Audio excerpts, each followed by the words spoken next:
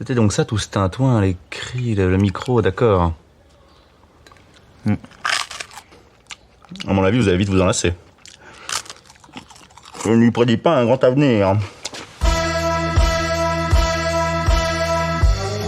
Salut tout le monde, je m'appelle Robin et je suis très heureux de vous accueillir au micro pour ce 20e épisode du balado Une invention sans avenir.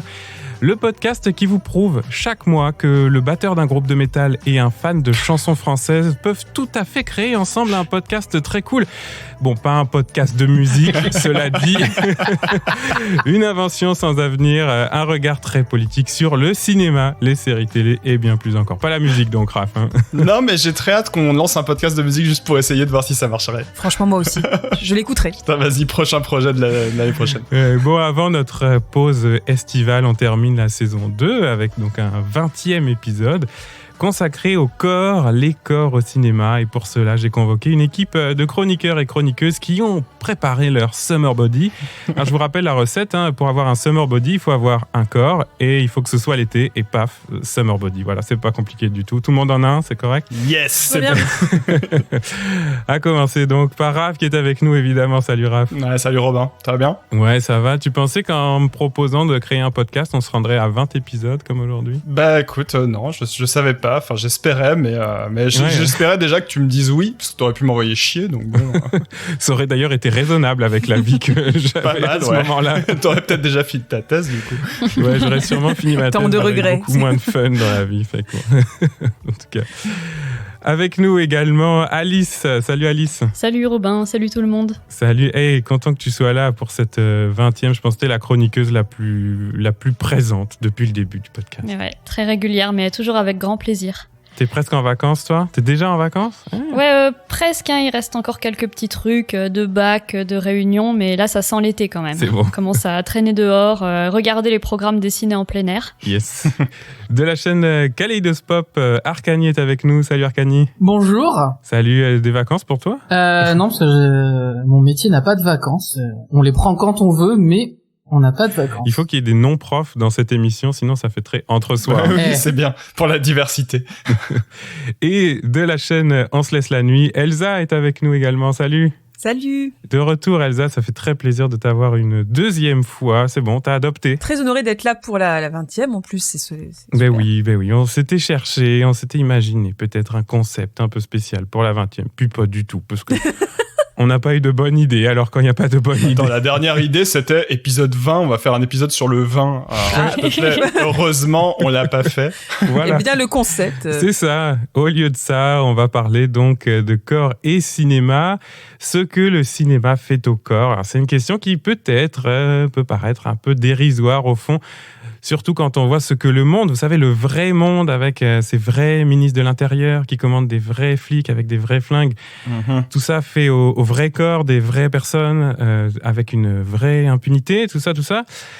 Ou encore quand on sent l'odeur des vrais arbres qui partent en vraie fumée, qui fait piquer les vrais yeux et tousser mes vrais enfants, même si les forêts, elles brûlent vraiment, vraiment loin.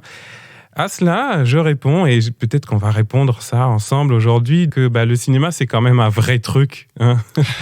un vrai truc qui génère du vrai travail, fait par de vraies personnes, dans de vraies conditions de travail, parfois vraiment merdiques. Hein. On salue les salariés qui sont en grève au parc Disneyland Paris, qui sont ou qui étaient récemment en grève. Force à vous. Ouais, on va se poser donc de vraies questions sur les vrais corps au cinéma. Comme on dit au Québec, on va se dire les vraies affaires, en tout cas. Une fois n'est pas coutume, épisode 20, on casse tout, on essaye des trucs. On va commencer par un jeu. Ouais, même pas peur. On jouera donc en 4 parties. C'est des mini-jeux, un peu comme dans Mario Party aujourd'hui. Choisissez votre personnage. Bon, prom sur pitch. Ah, j'allais dire. En plus, je me suis pas du tout inspiré de Mario Party pour le jeu d'aujourd'hui. Je me suis inspiré du Brainstorm. Vous connaissez Brainstorm ? Non, je crois pas. Non. Brainstorm, c'est un jeu de liste. Alors, il va falloir trouver en 1 minute un certain nombre d'éléments qui entrent donc dans une catégorie que je vais vous donner. Sauf que le but du jeu, c'est pas d'en trouver 10 qui entrent objectivement dans la catégorie, c'est de trouver les 10 de la liste préétablie par le jeu, ce qui n'exclut pas une certaine mauvaise foi, je vous le dis tout de suite. Hein. En l'occurrence, je me suis inspiré de Top Topito, donc mauvaise foi, ils connaissent ça comme nous. Hein. Ok. Allez, pour introduire la première chronique qui sera celle de Raph, j'ai un top Un peu name and shame. C'est bien pour commencer l'émission. Totalement dans notre ligne. On parle des corps et de ce que le cinéma fait au corps. Allons-y avec un top des réalisateurs réputés les plus tyranniques, c'est-à-dire ceux avec qui il ne faut pas tourner. Alors là, on dit des trucs en vrac. Et on Ouais, essaie puis de moi je collecter la liste. fais le décompte, ouais, c'est ça. James Cameron. Non, il n'est pas dans la liste. Stanley Ok. Kubrick. Ouais, j'allais dire Kubrick. Ouais, bien sûr. Piala. Maurice Piala. Piala, bah oui, Piala. Voilà. Keshish, Keshish. peut-être. Keshish. Ah, Keshish. en même Yes. Keshish, Il ça a est été dans un la liste, consensus absolu. Ouais. Ouais, Keshish est top 1 chez Topito, je vous le Oh, dis. yes. Oh, waouh. Ok. Qui pourrait y avoir? Il y en a des plus anciens, genre Hitchcock ou. je sais Oui, pas. Jean Hitchcock, ouais. Bah voilà. Ouais, il y en a Ou des plus Cécile anciens. B2000, peut-être? Non, c'est pas mal, ouais. Lui, ça Mais va. je me suis dit que c'est ça, le principe de Brainstorm fait qu'on va citer des gens qui sont pas dans la liste et on va pas s'arrêter à 10, donc allez-y, c'est ça qui est cool. Catherine Corsini. Non, spoiler, il n'y a pas de femme dans le top 10. Ah, tiens, comme Ah, il c'est y avait étrange. pas de femme dans le top 10 des gens Ouais. maltraitants. Est-ce qu'il y aurait Michael Bay? Non. Tarantino? Non, et il aurait Ah, mérité. il y a aussi Il Owen. aurait Ça peut-être m'étonne, mérité, ça m'étonne beaucoup. Ce jeu est injuste. Euh, Ouais, très injuste. Bon, on en a trouvé combien, là? Alors, vous avez Keshish, Kubrick, Hitchcock, Piala. Et donc, dans notre top 10 Topito, il y avait aussi Henri-Georges Clouzot, qui a fait péter un câble à tout le monde jusqu'au point de faire arrêter Ah, mais le oui, film son film qu'il a L'Enfer. jamais terminé, là. Ouais, Non, ouais. il n'a jamais été terminé parce que tout le monde est parti en On dépression. peut rajouter quelqu'un? Tu peux, vas-y, tant que j'ai pas encore donné Jean-Pierre tout le monde. Mocky.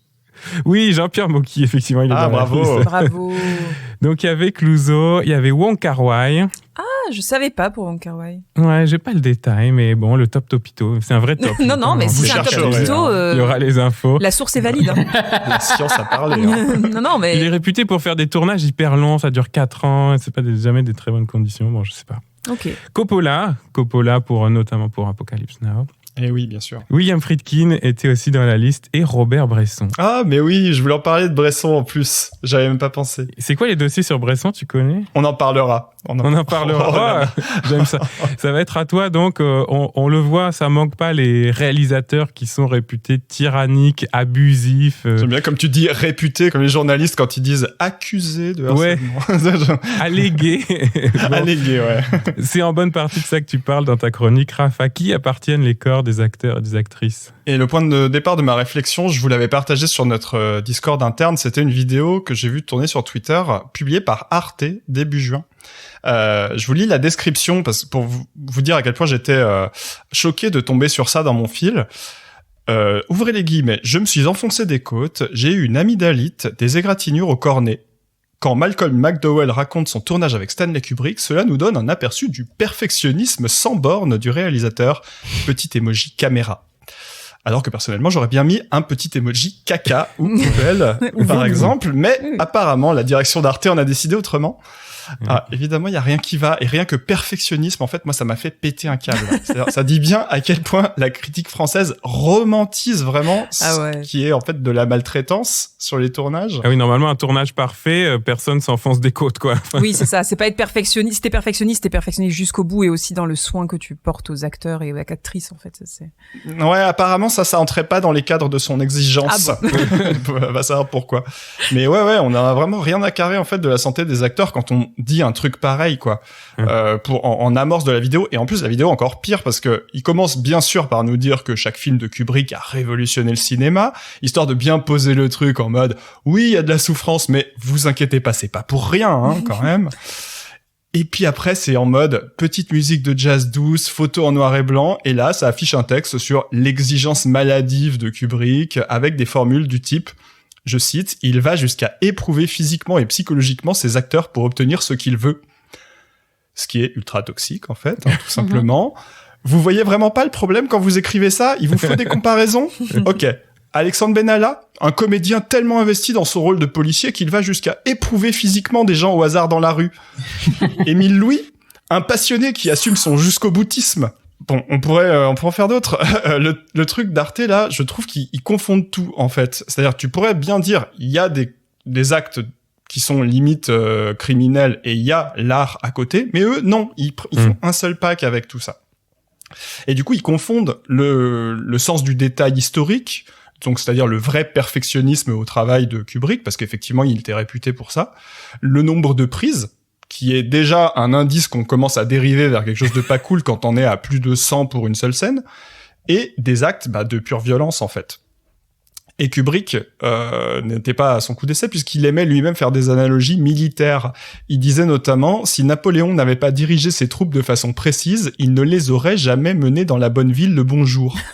On parle du Napoléon qui a fait la campagne de Russie, hein. Oui, c'est ça. Ou alors c'est bien vu parce que ton tournage finit vraiment par ressembler à la campagne de Russie. C'est-à-dire que tout le monde est mort de froid, t'as mangé tous les chevaux, les survivants te détestent. Voilà. Oui, non mais oui. Alors dans ce cas-là, oui, d'accord. L'analogie se tient. Ok.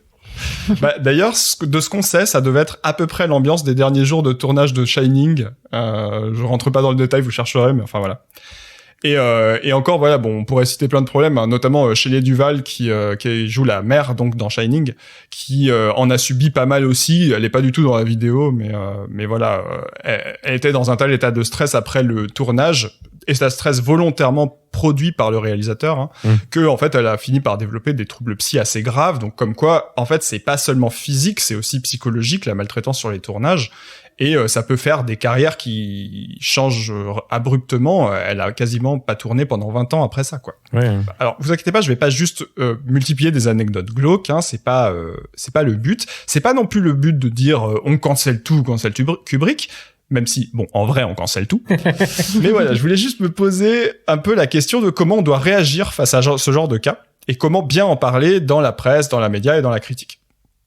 Parce que on pourrait me dire, oui, ok, mais Orange Mécanique, Shining, 2001, l'Odyssée de l'espace, c'est des grands films, peut-être ça méritait ça, je ne sais pas.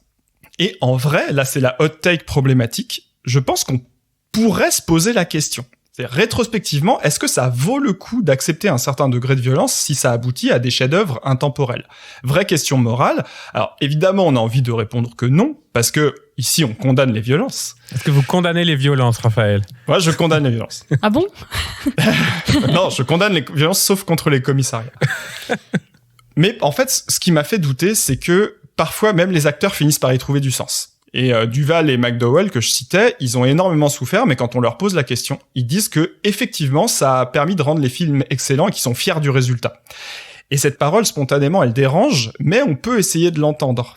C'est-à-dire, moi, c'est ce que j'appelle le dilemme Whiplash. Je sais pas si vous avez vu ce film de Damien Chazelle. C'est est-ce qu'on a le droit de briser des gens si c'est le seul moyen pour que le monde puisse connaître le prochain Charlie Parker, donc un grand jazzman, machin. C'est le personnage de Whiplash qui dit explicitement ça. Je suis prêt à accepter qu'on puisse se poser la question, mais à condition de ne pas minimiser les violences. Quand bien même elles seraient en partie consenties ou en partie acceptées a posteriori, on va dire. Or, le premier réflexe des critiques, en général, c'est de nier ou de minimiser le problème, comme les mecs d'Arte de tout à l'heure, et comme, en vrai, la quasi-totalité de la presse et des cinéphiles, qui vont souvent même jusqu'à encenser les méthodes jugées originales des réalisateurs. Parce que oui, en fait, ne pas respecter le droit du travail, c'est vu comme un acte créatif. Je me souviens de cours de cinéma dans mes études dans lesquels on nous parlait de À nos amours de Maurice Pialat. Peut-être Robin, t'étais là. Ouais, j'étais là, ouais. À l'époque. J'étais là. Je suis à peu près sûr de ce que tu vas dire, ouais. Ouais, tu te souviens de cette admiration dans la voix du professeur qui trouvait que c'était novateur quand même la manière de tourner en amenant une grosse part d'impro chez Maurice Pialat. Et en fait, oui, sur le papier, c'est novateur de faire de l'impro dans du cinéma d'auteur. Mais en fait, le film À nos amours, ça parle de l'adolescence d'une jeune fille qui a des relations hyper tendues avec sa famille. Et en fait, quand les gens, quand tu les laisses être comme dans la vraie vie en impro, juste ils deviennent violents en fait. Ils font des vrais gifles, des vraies engueulades, des vrais pleurs et évidemment surtout contre des femmes. Ici, en l'occurrence, Sandrine Bonner, qui est toute jeune et qui vraiment en a pris plein la tronche pendant le tournage, quoi. Et je me suis demandé, en réfléchissant à tout ça, comment on avait pu en arriver là, comment on avait pu finir par en trouver ça normal. Il y a évidemment beaucoup de facteurs, mais j'ai quand même une hypothèse, c'est qu'on ne pense pas assez le cinéma comme un travail. Alors, on va évacuer tout de suite le point, on est dans un podcast de gauche. Si on est un tout petit peu marxiste, normalement, on se dit, l'acteur et l'actrice, c'est des employés, et le cinéaste, c'est toujours plus ou moins, le patron. Et le patron, on le connaît, dès qu'il y a moyen de rabaisser les autres pour se sentir exister, en général, il est bien chaud. Ouais, c'est un truc que disait pas mal Bertrand Tavernier, par exemple, qui défend les les cinéastes et l'économie du cinéma, il disait souvent nos films sont des petites PME, etc. etc. Donc, il y avait vraiment, il assumait, je le cite de mémoire, mais je me souviens de cette phrase, donc il assumait vraiment que oui, un réalisateur, c'est un patron. Ouais. Et en fait, il y a juste une petite différence qui rend le truc étrange, c'est que contrairement à la plupart des employés du privé, les acteurs et les actrices, c'est aussi des personnalités publiques. Ils ont une voix et ils peuvent se retrouver du coup devant un patron qui a peur de se sentir éclipsé par eux parce qu'ils sont plus connus, plus vendeurs, plus glamour. Et du coup, chez certains cinéastes, je pense qu'il peut y avoir vite cette idée que être acteur, c'est un métier facile, c'est un métier de confort, et que sur le tournage, c'est le moment où ces petites stars, là, il faut leur mener la vie dure, leur rappeler d'où ils viennent. C'est un truc qu'on retrouve pas mal dans l'histoire du cinéma, par exemple, chez Jean-Luc Godard, qui, à la fin des années 60, propose une comparaison entre métier d'acteur et travail à l'usine. Il nous dit, l'ouvrier, une fois qu'il est entré dans l'usine, il travaille vraiment ses 8 heures sans tricherie, parce qu'il a pas le choix. L'acteur, lui, comme beaucoup de travailleurs de profession libérale, il va s'évader de son temps de travail, il va pas travailler 8 heures par jour, parce qu'on ne tourne pas sans arrêt 8 heures par jour, et donc, il conclut en disant, je leur demande de travailler davantage avant ou entre les prises, et un peu moins pendant. C'est un bon exemple parce que, d'un côté, c'est pas le pire gars. Bon, à part qu'il est un peu crypto-antisémite sur les bords, Godard, si vous avez pas écouté notre épisode sur la cancel culture, vous en apprendrez plus là-dessus. Mais pourquoi je dis c'est pas le pire? Parce que c'est sa période marxiste, il essaye de réfléchir au fait qu'il est un patron sur le tournage, et malgré tout, sa conclusion, c'est que quand même les acteurs devraient être traités un peu plus à la dure, quoi. Oui. Et il y en a pas mal qui vont évidemment beaucoup plus loin que ça. On parlait de Robert Bresson tout à l'heure. Moi, j'ai pas de vrai dossier sur Bresson. Par contre, je connais ses bouquins, et Robert Bresson a beaucoup théorisé l'idée que, au cinéma, les acteurs devaient pas jouer, parce que il pense que c'est un truc du théâtre, et que pour lui, les acteurs, c'est de la matière. D'ailleurs, ils les appellent pas des acteurs, ils les appellent des modèles, comme dans la mode, mais surtout, en fait, comme de l'argile qu'on va modeler pour lui faire prendre une forme. Et je vous donne quelques citations. Il nous dit les acteurs se caractérisent par leur assurance, alors que le charme des modèles, c'est qu'ils ne savent pas ce qu'ils sont. Ou encore, le modèle est protégé contre toute pensée. Ce qui veut dire qu'il est aussi protégé contre le fait d'avoir une personnalité, un esprit critique et de pouvoir résister à la volonté du cinéaste, en fait. Ouais, c'est vachement déshumanisant quand même. C'est hyper déshumanisant. Et ça, c'est jugé révolutionnaire dans l'histoire du cinéma, cette méthode-là. Alors, il y en a d'autres, hein. Je dis Bresson, mais on pourrait parler, c'est pas que en France d'ailleurs, j'ai trouvé Lev Kuleshov. Vous savez, le mec de l'effet Kuleshov, qui est un cinéaste des années 20 et un théoricien on le connaît pour avoir expérimenté des trucs de montage. Mais il y a aussi pas mal de textes où il parle des acteurs. Et pour lui, on peut appliquer avec les acteurs un principe qu'il appelle de composition géométrique. C'est-à-dire que chaque partie du corps, tu peux la faire bouger dans un sens, dans un autre, à gauche, à droite, en haut, en bas, etc. Et à partir de là, le cinéaste, c'est un peu comme un marionnettiste qui va régler la machine du corps pour lui dire de bouger dans telle ou telle direction. Alors, évidemment, c'est complètement pété, il appliquera jamais ça dans ses films, mais moi je trouve ça assez fou qu'on puisse théoriser le fait que l'acteur est un objet, en fait, est une marionnette au premier sens du terme.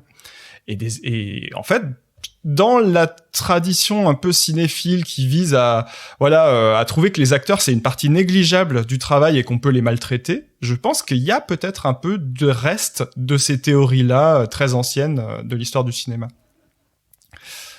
Bon, la morale de cette histoire, c'est quoi? Parce que c'est important qu'il y ait une morale. Alors, si vous devez retenir un truc, c'est ça. 1. Arrêtez de romantiser les violences sous prétexte que c'est des artistes que vous aimez bien. Vous avez le droit d'aimer Kubrick et de trouver que c'était un salaud. 2. Un tournage, c'est un lieu de travail. Le droit du travail doit s'appliquer, comme partout. Arrêtez de croire qu'on a le droit de tout faire sous prétexte que c'est de l'art. Et 3. Les cinéastes, arrêtez de croire que les acteurs sont forcément des starlettes capricieuses à qui il faut infliger des espèces de petites leçons de vie. C'est juste débile et puéril. Respectez-vous, soyez amis avec eux, vous verrez, ça se passera beaucoup mieux pour tout le monde. J'aime beaucoup, au fil de la création de ce podcast, comme tes chroniques, tu as fait toi-même la propre synthèse de ta chronique à la fin comme à l'instant, donc j'ai presque plus rien à faire. Ouais, c'est pour être sûr que tout le monde, il n'y ait pas de mésentente. Alors, d'ailleurs, puis-je me faire un peu, je dirais pas l'avocat du diable parce que je suis complètement d'accord sur le fait que, effectivement, romanticiser, oui. je ne sais jamais comment pas trop. les violences, dans tous les cas, quelles que soient ces violences-là, ça fait partie de ce qui les encourage et de ce qui les perpétue, donc bien évidemment qu'il faut pas pas le faire. Je dis ça d'un point de vue de quelqu'un qui a reçu une formation du coup de metteuse en scène, mais au théâtre. Mais dans tous les cas, j'ai eu du coup une formation à la direction d'acteurs. Et effectivement, le premier truc que tu fais quand on te forme à la direction d'acteur, c'est de bien comprendre que effectivement, tu vas devoir, comme un peintre peint avec un pinceau et de la peinture, toi, tu vas devoir peindre ton histoire avec des corps et avec du vivant. Et du coup, forcément, ta volonté à toi, dans le cadre de la création, doit primer sur celle du comédien, parce que sinon, en fait, il faut un chef. Enfin, c'est un peu ce qu'on t'apprend assez vite. Du coup, il faut qu'ils te suivent, bien évidemment, par la confiance et parce qu'ils savent vers où tu vas et parce qu'il y a un projet commun et une vision commune. Mais, mine de rien, la plupart des exercices de théâtre qu'on te fait faire pour former les comédiens, il faut pas se leurrer, c'est que des exercices qui brisent plus ou moins quelque chose. C'est-à-dire que les exercices d'échauffement, c'est quand même fait et pour te chauffer le corps, mais et aussi pour te mettre dans un état de fatigue qui fait que tu vas suivre ce qu'on te dit et que tu vas moins prendre des décisions, on va dire accessoires, tu vois, qui perturberaient la vision d'ensemble. Quand on fait des exercices pour souder les groupes, très souvent quand même, c'est aussi pour briser, avec plein de guillemets. Encore une fois, briser, c'est très fort et très péjoratif, mais c'est pour briser l'individualité. Entamer l'individualité pour faire corps tous ensemble et pour amener ça. Mais pour faire le lien entre théâtre et cinéma, il y a aussi une lecture qui a été faite notamment par l'acteur studio de Stanislavski, qui était un grand metteur en scène russe qui avait théorisé sur le jeu d'acteur et notamment sur des notions de mémoire émotionnelle. Et en fait, je crois que c'est Lee Strasberg qui a fondé l'acteur studio, si je dis pas de bêtises.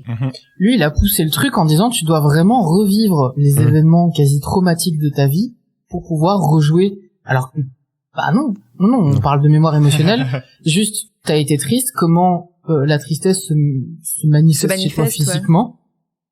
Et d'autres ont dit, et t'as un metteur en scène en France qui s'appelle Hubert Collat qui a brisé des carrières d'acteurs derrière, où il pouvait faire revivre la mort de sa mère à une actrice pour qu'elle fonde en larmes sur scène. Et c'est ce que tu disais au tout début, en fait. C'est-à-dire que, est-ce qu'on peut dire qu'un réalisateur est perfectionniste et fait tout exactement bien à la perfection si il oublie juste le truc central, c'est-à-dire de dire que, effectivement, tu travailles avec de la matière vivante, mais tu travailles surtout avec des humains et que ça reste des humains qui ont, comme tu le dis, des droits aussi, et voilà. Et que tu peux pas nier comme ça parce que t'es un artiste et que t'as le droit de faire ce que tu veux parce que t'es artiste, quoi. Et c'est bien que tu nous rappelles que dans la pratique, évidemment, c'est plus compliqué que ça, parce que, oui, ça pourrait être assez facile, on est de gauche, on va dire, mais non, il faut pas du tout de violence. Il faut pas du tout d'abus, il faut pas du tout de choses qui dépassent juste le strict cadre du travail. Et en fait, c'est vrai que c'est des métiers particuliers, donc... Oui, le jeu, c'est violent en soi. Se mettre dans ces états-là, c'est violent de base. Mais je trouve ça important de dire qu'on peut en être conscient, qu'on n'est pas obligé de faire comme si ça n'existait pas, et ça permet d'avancer ensemble sur ce genre de points plutôt que de les mettre sous le tapis, quoi. Mais oui, et encore une fois, le fait de jouer est violent, mais par contre, le fait d'encadrer les acteurs, ça fait aussi partie de ton travail, de faire en sorte que ce ne soit pas dévastateur pour eux. Enfin, voilà, encore une fois, c'est... Voilà, t'es pas un bon réalisateur si tes acteurs sont traumatisés à la fin. Ouais, c'est clair. Ce qui me questionne un peu dans cette histoire de acteurs et actrices comme matière à modeler, c'est que il me semble que dans l'opinion commune, c'est un peu l'inverse, c'est-à-dire que les gens qui sont pas forcément cinéphiles, etc., vont plutôt considérer que c'est les acteurs et actrices qui sont sur le devant de la scène et même qui font le film. Quand je fais le cours sur l'art avec mes élèves de terminale et qu'on essaie de discuter un peu de cas limites, etc., de réfléchir si les blockbusters peuvent être de l'art, etc.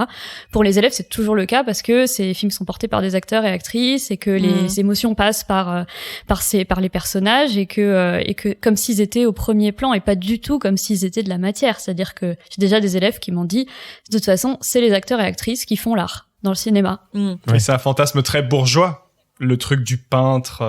Oui, c'est vrai, c'est tout un ensemble de métaphores là, artistiques. Il faudrait en fait renouveler nos métaphores et dire non, un cinéaste, il est comme un entraîneur de foot. Il est là pour cadrer l'ensemble, mais c'est pas lui qui va marquer les buts, quoi. Voilà. Intéressant. Ouais, je tente des choses. Non, mais c'est bien, on cherche. Après, est-ce que maintenant c'est pas le producteur qui a pris le rôle du patron et qui du coup abuse? On fait le lien avec l'affaire Weinstein, qui aussi décide de qui travaille sur le film, qui va choisir le réal, le directeur de la photo, etc., etc. Toute une colonne de hiérarchie. Oui, il y a un ruissellement de la violence, de toute façon, c'est sûr. Oui, complètement. S'il y a bien un truc qui réussit à le bien, c'est ça. Merci Raph d'avoir vraiment là, bien planté le décor là, justement de cette discussion sur les corps au cinéma. La prochaine chronique est celle d'Elsa, que moi j'ai sollicité pour cet épisode sur le corps parce que j'avais vu ton excellente vidéo qui parlait de handicap et de cinéma. Alors c'est un peu de ça que tu vas nous parler aujourd'hui, oui. mais après le mini-jeu. Ouais. Donc je vous reviens avec un deuxième topito. C'est pas mal topito aujourd'hui, mais voilà, encore une fois. Est-ce qu'on va être obligé de citer d'autres sites de ClickBuzz? Ouais, peut-être à la fin pour la concurrence. Ouais, je pense qu'il faudrait. C'est le top 10 des clichés à la con sur les handicapés moteurs au cinéma. Oh là là. Parfait. Oh là là. Alors, les clichés. En fait, c'est pas des vrais handicapés, ils se lèvent de son fauteuil roulant comme dans Intouchable. Non. Cliché de comédie, hein, mais bon. Il a beaucoup de courage. Il a énormément de courage et plein de leçons de vie à donner à tout le monde. Oui, la leçon de vie, c'est vraiment un cliché. Ah bah oui, c'est le Qui est cliché dans le numéro top. 1. Ce sont des personnes très musclées des bras. Non, il n'y a pas très musclé des bras, mais c'est vrai. Ce sont très souvent des hommes. Oui, Ils sont rarement pauvres. ils sont même souvent très riches, Ils ouais. sont souvent très Ouais, riches. c'est vrai. Très intelligents, un peu stratèges, ou c'est eux les cerveaux derrière les plans. Non, j'ai pas ça dans la liste. Non. Parce que dans Bienvenue à Gattaca, il y a un peu ça. Ah, c'est pas faux. Est-ce qu'ils ont de l'humour? L'humour noir, peut-être. Ah. Ouais, il y a ça. Bah, je vous le dis, il y a une des lignes du top, c'est les personnages handicapés sont toujours soit super gentils, soit super méchants. Ah, c'est vrai, ouais. Oui, c'est vrai. Non, c'est vrai. C'est vrai. Il n'y a pas vraiment d'entre-deux. Ouais. Je sais pas si c'est un cliché, mais oui, ça permet de relativiser tous les autres trucs qui arrivent aux autres personnages, comme dans Notting Hill. Ouais, c'est la leçon de vie, ouais. C'est ça. Ouais, ça va Ouais. un peu avec. Ça va un peu avec la leçon de vie. ouais. Mais c'est un peu dans la leçon de vie aussi, mais est-ce qu'apparemment ils ont toujours un monologue pour relativiser à important, quelqu'un? c'est important, le monologue. Ça se peut. Allez, si on veut terminer, je vous aide un peu. Demandez-vous un peu dans quel état ils sont et pourquoi ils sont handicapés. Ah, c'est un accident. Ouais, c'est toujours un accident. Provoqué par un autre personnage. Mm. Ah, intéressant. Ils sont toujours célibataires. C'est ce que j'allais dire. Ils ont rarement des grandes histoires d'amour, des love interest ou des flirts pendant les films. Mm. Et ben, je vais vous donner votre score.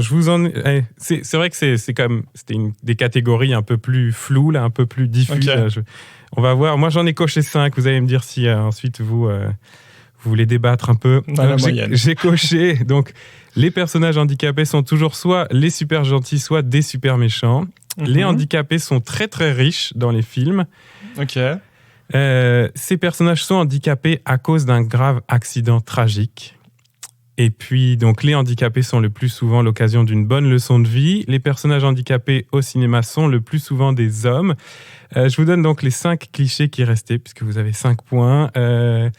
Après l'accident tragique en question, Ils la sont victime a fétités. perdu le goût à la vie. Ah non, ils ont Voilà, il y a Ah oui, de la c'est ça. dépression, tout ça. Et qui a rajouté donc dans la 5e ligne, les personnages handicapés ont plutôt envie de mourir. Et c'est quand même assez C'est vrai. Hein. Horrible. Ouais, Non, mais c'est affreux, vrai, c'est c'est quand même souvent. assez vrai. Hein. S'il y a une personne handicapée dans un film, c'est que l'histoire va très certainement tourner autour de ce sujet et de ce personnage. Ouais, c'est d'ailleurs ce qui est plutôt bien dans Notting Hill, même si le traitement est un peu moyen. C'est-à-dire que Ouais. c'est un Alors, personnage ça introduit secondaire. très très bien la chronique que je vais faire, hein, je vous le dis. Hein. Il va y avoir plein de trucs que je vais répéter. Ah, désolé, on Merveilleux. spoil un peu du coup. Ah mais non, mais au contraire. 7e, les personnages handicapés sont presque toujours joués par des personnes valides. Ça, je pense que c'est Et clairement ça, le c'est sujet clairement de le ta sujet de la chronique. chronique. Donc, on n'en parle pas tout de suite. Et puis, la dernière, c'était on voit des personnages handicapés rarement, mais en plus, on n'entend jamais parler de leurs vraies galères. Donc, en gros, Ah oui. les personnages handicapés sont vraiment pas réalistes, quoi. Non, c'est le moins qu'on puisse dire. Dis donc, engagé, Topito, là. Bah ouais, c'est ça. Oui, c'est clair. Bravo Topito, Et il devrait sponsor l'épisode, hein, parce que là, c'est clair. Envoyez un mail à Topito, faites quelque chose. On leur enverra la facture. Donc, Elsa, t'es d'accord avec tout ça? T'en rajoutes une couche même. Oui, voilà, je suis J'imagine. complètement d'accord avec tout ça et je vais effectivement en rajouter une couche. Alors même, tu vois, en ayant tous ces clichés-là, il y en a d'autres qui ont même pas été dits, genre ils ont rarement une famille, les personnages handicapés. En tout cas, s'ils sont handicapés de naissance, c'est certain qu'ils ont pas de famille. S'ils ont eu un accident, ils ont eu la famille avant qu'ils soient handicapés. Enfin voilà, il y a tout ce truc-là sur le fait que les handicapés peuvent pas avoir de vie à eux finalement, parce que ça les ferait être autre chose que leur handicap. Mais oui, complètement. Là, je pense qu'on va être dans le dur de la chronique assez rapidement. Alors, écoutez, je vais très probablement casser l'ambiance, je vous préviens. On a déjà bien rabattu, je pense. Puisque je vais arriver avec mes grosses bottes de militante, orthopédiques, les bottes, puisque je suis moi-même handicapée, et qu'on va traiter, je vous le donne en mille, de handicap et surtout du corps handicapé au cinéma. Je vais parler essentiellement du handicap physique parce que c'est celui par lequel je suis concernée, mais bien évidemment, ça s'applique aux autres handicaps et à plein d'autres handicaps, parce qu'on a eu d'ailleurs assez récemment des exemples avec des personnes valides qui jouent, par exemple des personnes autistes. Voilà, ça se fait beaucoup aussi. Ah oui, puis en général, on salue leur performance à ceux-là. Oui. Alors récemment, il y a eu quelque chose d'un petit peu différent puisque le film de Sia, Music, avec l'actrice Maddie Ziegler, qui devait jouer le personnage principal, qui était censé être dans une forme d'autisme, il me semble assez avancée, et voilà, et du coup, elle a été très très critiquée. Pour ça, donc comme quoi les choses commencent à bouger aussi parce que la communauté handi commence à avoir une voix et une voix qui porte, surtout sur les réseaux sociaux notamment, etc. Donc on commence un peu plus à nous entendre. Résultat, on commence un peu plus à être obligé de nous écouter également, ce qui est passé. Bon, donc je reviens à ma chronique, je fais plein de publications, hop là. Je veux pas trop faire de pub pour ma chaîne, mais je vais quand même en faire car je suis une entrepreneuse de qualité. J'ai fait toute une vidéo, effectivement, il y a de ça quelques temps, sur le handicap et le cinéma. Et sur la difficulté d'être une comédienne ou un comédien dans un corps handicapé, le peu de place que potentiellement on nous donne parce que, entre autres, on rechigne à nous laisser jouer non seulement les rôles des personnages qui n'ont pas d'handicap qui sont précisés dans un script, mais aussi les rôles de personnages handicapés. Voilà, on ne peut jouer ni les uns ni les autres. J'y analyse aussi les soucis de représentativité que donne ce manque de représentation du corps hors norme au cinéma, parce qu'on en a un peu parlé, mais la représentativité, c'est très important, et le fait d'avoir pas ou peu de représentation de corps handicapés au cinéma, en tout cas de vrais corps handicapés au cinéma, et bien évidemment que ça perturbe quand on est jeune et qu'on a un handicap, parce qu'on se dit que clairement on a vraiment pas sa place ni dans la pop culture ni ailleurs. Alors on trouve des dérivés, notamment pour moi ça a été les X-Men, effectivement les mutants, mais il faut vraiment trouver des espèces de métaphores pour réussir à rentrer quelque part dans une espèce de case. Donc bien évidemment que c'est dévastateur pour beaucoup d'entre nous. J'y évoque aussi le fait qu'en prenant des acteurs valides pour jouer des personnages handicapés, on réduit notre handicap, ce qui nous fait nous, ce qui constitue notre histoire personnelle, parfois notre culture aussi, car oui, la culture handi existe. Bref, on réduit une partie inhérente de notre existence à un costume, à des prothèses, à du maquillage, et c'est là-dessus que j'aimerais développer particulièrement aujourd'hui, parce que c'est central aussi dans la représentation du corps au cinéma, c'est la façon dont on peut ou non le modifier et dont on choisit ou pas de modifier certains corps plutôt que d'autres. Car non, le handicap n'est pas un costume, surtout quand il est censé constituer le fond de tout ce qui fait le personnage, puisque comme on l'a dit dans les clichés, bien souvent, les personnages handicapés ont comme trait de personnalité qu'ils sont handicapés. Voilà, ce qui n'arrive jamais dans la vie, c'est-à-dire que je ne me présente jamais en disant bonjour, Elsa, handicapée. Enchantée. Non, à aucun moment. Donc voilà, leur vie tourne autour de leur handicap, les émotions qu'ils ressentent aussi. Le monde autour d'eux les perçoit souvent à travers ce prisme. Et si on peut trouver des personnages secondaires qui ont un handicap, mais dont l'histoire ne tourne pas autour de ce dernier, traditionnellement tout de même, si c'est le personnage principal qui est handicapé, le film va tourner à 99,9% à peu près autour de ce handicap et de la façon dont tout le monde va évoluer au contact de ce handicap. Car oui, les personnes handicapées sont, avant même d'être des êtres humains, de fabuleuses leçons de vie pour les personnes normales. Enfin, pour les personnes valides, mais qui sont considérées comme les personnes normales, les personnes pas handicapées, bien évidemment, qui vont apprendre, grâce à l'énergie et la positivité et la force d'âme de la personne handicapée, à quel point leur vie à eux pourrait être pire et à quel point ils ont de la force en eux pour trouver leur vie moins merdique que celle du mec en fauteuil. Donc vraiment, voilà, cette joie de vivre que l'handicapé est censé bien faire rayonner autour de lui. C'est d'ailleurs notre unique but dans la vie. En tant que faire-valoir des personnages valides. Il y a un lobby du handicap et nous sommes payés tous les mois pour ça, pour donner des leçons de vie c'est un travail. Au monde. C'est apprécié, merci beaucoup. Il y a des gens qui font des TEDx avec ces leçons de vie. En général, des blancs valides. Mais bon. Si seulement les handicapés étaient payés pour ça, il y aurait beaucoup moins de mes camarades handis dans une énorme merde parce qu'ils ne peuvent pas travailler mais qu'on ne leur donne pas de sous tout de même. Donc n'hésitez pas à payer, à nous payer largement pour des leçons de vie. À chaque fois que vous avez l'impression d'avoir eu une bonne leçon de vie, c'est ça. Un petit tip, franchement. Voilà, le principe de base, c'est qu'objectivement, la vie du mec en fauteuil, ou de la nana en fauteuil d'ailleurs, mais comme tu l'as très justement dit, enfin Topito, contre toute attente, l'a très justement dit, c'est beaucoup plus souvent un mec qu'une nana qui est en fauteuil. Ne fâche pas avec notre sponsor. J'ai dit qu'il l'avait très justement dit. Donc ce mec en fauteuil devrait avoir une vie de merde. Voilà, c'est le principe de base, parce que sinon on peut pas donner de belles leçons de vie. Le mec est censé avoir une vie de merde, mais en vrai, de façon incompréhensible, eh bien, il a un moral en acier, la philosophie d'un maître zen. Enfin voilà, c'est vraiment c'est ce choc-là vraiment qui va pénétrer la personne valide jusqu'au plus profond de son âme et qui va faire que, eh bien, brusquement, elle va trouver un sens à sa propre vie. Est-ce que c'est pas magnifique? C'est beau. Alors vous l'avez peut-être perçu à ma légère ironie dans la voix, mais comme tout plein de personnes handicapées, je ne suis pas très très contente de la façon dont on raconte nos histoires à nos places et de la façon dont surtout on a tendance à nous caricaturer pour faire des histoires à destination des valides. Parce que je n'ai jamais vu une personne handi ressortir d'un film comme Intouchable par exemple, ou Le Scaphandre et le Papillon, pour n'en citer que deux, en se disant mais waouh, mais quelle leçon de vie, mais je me sens tellement mieux, mais attendez, mais je vais vivre comme jamais auparavant. Non, c'est très très rare, en tout cas je n'en ai pas connu personnellement. Je connais pas tous les handicapés du monde bien évidemment, mais je n'en ai pas connu personnellement. Les valides restent donc bien souvent le maître étalon, la norme à atteindre, et ces longs métrages les concernent eux bien plus qu'ils ne nous concernent nous, les handicapés.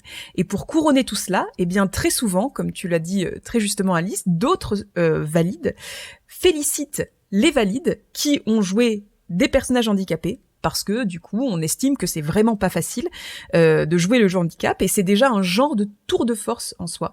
Je sais pas si vous avez en tête des films qui traitent du handicap et qui ont été primés et qui sont connus pour être de très grands films où les acteurs potentiellement ont été primés. Est-ce que vous en avez en tête comme ça? Sur la question du handicap mental, il y a Vol au-dessus d'un nid de coucou. Oui, ouais. Ou Rain Man d'ailleurs dans la même. Rain Man dans la même lignée, ouais. Je pense à un film, je crois que c'est Mar Adentro.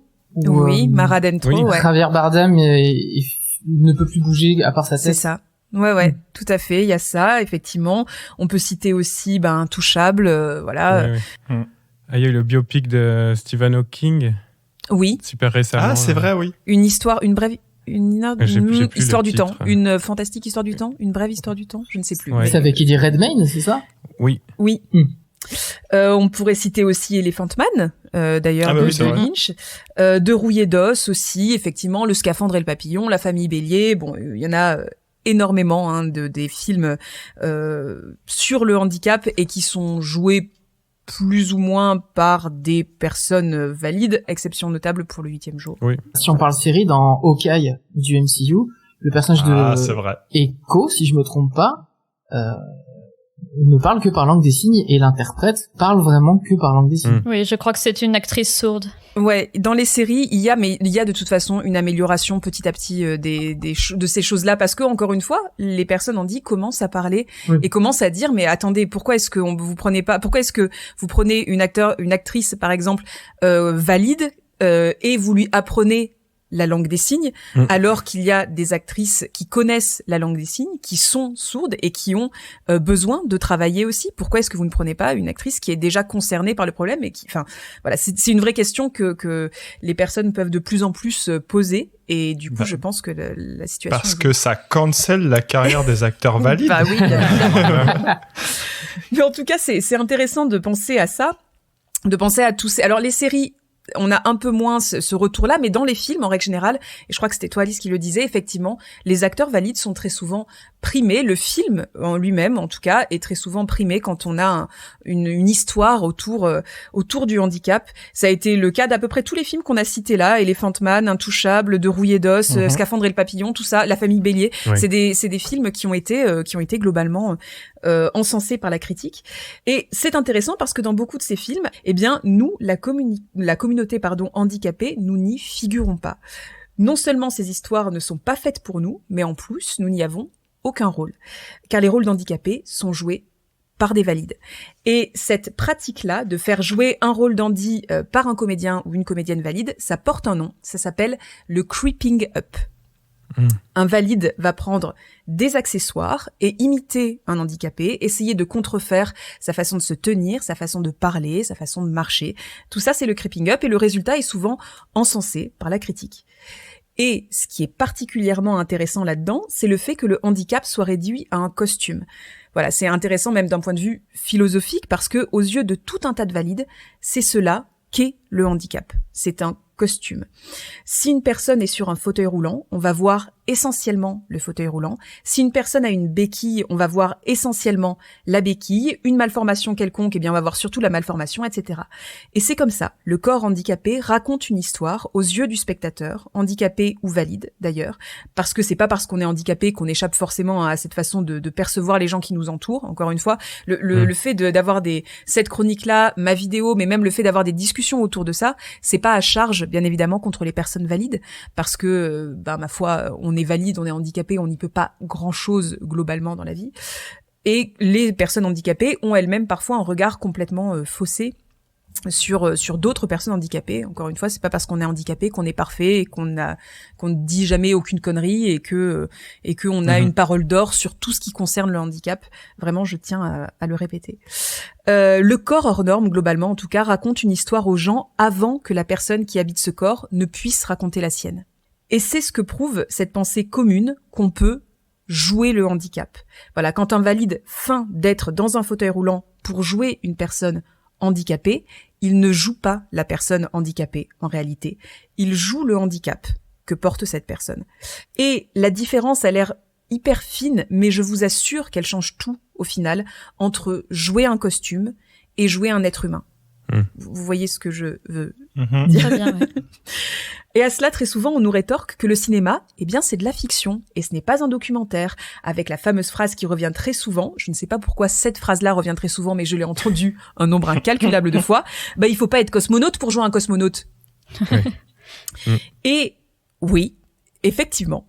Et ça confirme encore plus ma réflexion précédente, c'est-à-dire que un cosmonaute, c'est un costume. Oui, c'est un costume qu'on peut mettre et enlever. Un cosmonaute, c'est un métier que tu dois apprendre, que tu peux choisir de laisser derrière toi aussi. Parce que si demain t'en as ras le cul d'être cosmonaute et qu'en fait tu veux être institutrice, eh bien tu apprends le métier d'institutrice et tu n'es plus cosmonaute et tu deviens institutrice. Ça marche moins bien dans l'autre sens, mais... Oui, institutrice pour être cosmonaute, c'est plus compliqué, on est bien d'accord. Mais globalement, je vais briser probablement des carrières et des rêves, mais le handicap ne fonctionne pas comme ça. On ne peut pas demain se dire, tiens, finalement, handicap, bif bof, eh bien, je vais laisser ça derrière moi et être plutôt valide. Voilà, ça ne marche pas ça, comme ça, pas du tout. Et puis du coup, si on suit ce raisonnement-là, tous les rôles de mecs cis blancs joués par des mecs cis blancs, du coup, c'est des documentaires. Voilà. Il y a un paquet de documentaires, du coup. Il y a un bon gros paquet de documentaires. Bref, le handicap n'est pas un rôle. Une personne handicapée, si vous lui faites jouer le rôle d'une personne handicapée, eh bien, elle va devoir jouer elle aussi. Oui. Et alors, pour aller encore plus loin et vraiment filer cette idée jusqu'au bout, puisqu'on ne veut pas faire de documentaire, pourquoi est-ce que des personnes handicapées ne jouent pas des rôles de personnes parfaitement valides, par exemple? Oui. Parce qu'il va falloir, alors effectivement, on va dire, mais oui, mais il va falloir les maquiller, va falloir utiliser des techniques pour les filmer pour pas qu'on voit qu'ils sont en fauteuil ou qu'il leur manque un bras mais est-ce que c'est pas exactement ce qu'on fait pour les personnes valides qui jouent des personnes en situation de handicap?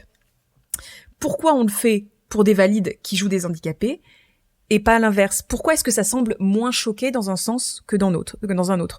Probablement, encore une fois, parce qu'on estime que le handicap réduit la personne à ce handicap-là et qu'on ne pourra pas la faire jouer autre chose, alors qu'un valide, qui est le corps normal, qui est le corps de base, eh bien, peut jouer tout finalement, parce qu'il y a juste à ajouter sur son corps. Alors qu'une personne handicapée a déjà un corps qui raconte quelque chose, a déjà un corps sur lequel on aurait ajouté. Sauf que quand on est dans ce corps-là, on ne nous a rien ajouté dessus. On est dans notre corps à nous. C'est déjà notre corps brut, quelque part, qui est comme ça. À ça, on pourra m'opposer aussi le fait que les acteurs handi ne sont pas bankable. Et là, je dis effectivement, mais je répondrai également qu'on ne risque pas de l'être, vu le peu de rôle qu'on nous donne. Ça se fabrique, hein, bah oui. C'est pas une essence comme ça d'être bankable. C'est pas un truc comme ça, on se dit, toi, tu vas être bankable à partir de demain. Voilà, non, pas du tout. Et pour finir, tant qu'on y est, est-ce que vous avez en tête, là, tout de suite, un acteur handicapé? Et alors, sachez, avant même de parler, que je suis également un petit peu magicienne, puisque je sais d'ores et déjà que je vais prédire très exactement les 2 ou 3 noms que vous allez me donner. Mais allez-y, est-ce que vous avez en tête? C'est comme avec les femmes scientifiques, hein, on est toujours... C'est ça. Marie Curie? Moi, tout de suite, le premier qui vient, c'est George Robinson, qui joue dans Sex Education. Oui. Ouais. Alors, là, beaucoup plus pointu, déjà comme référence. Mais...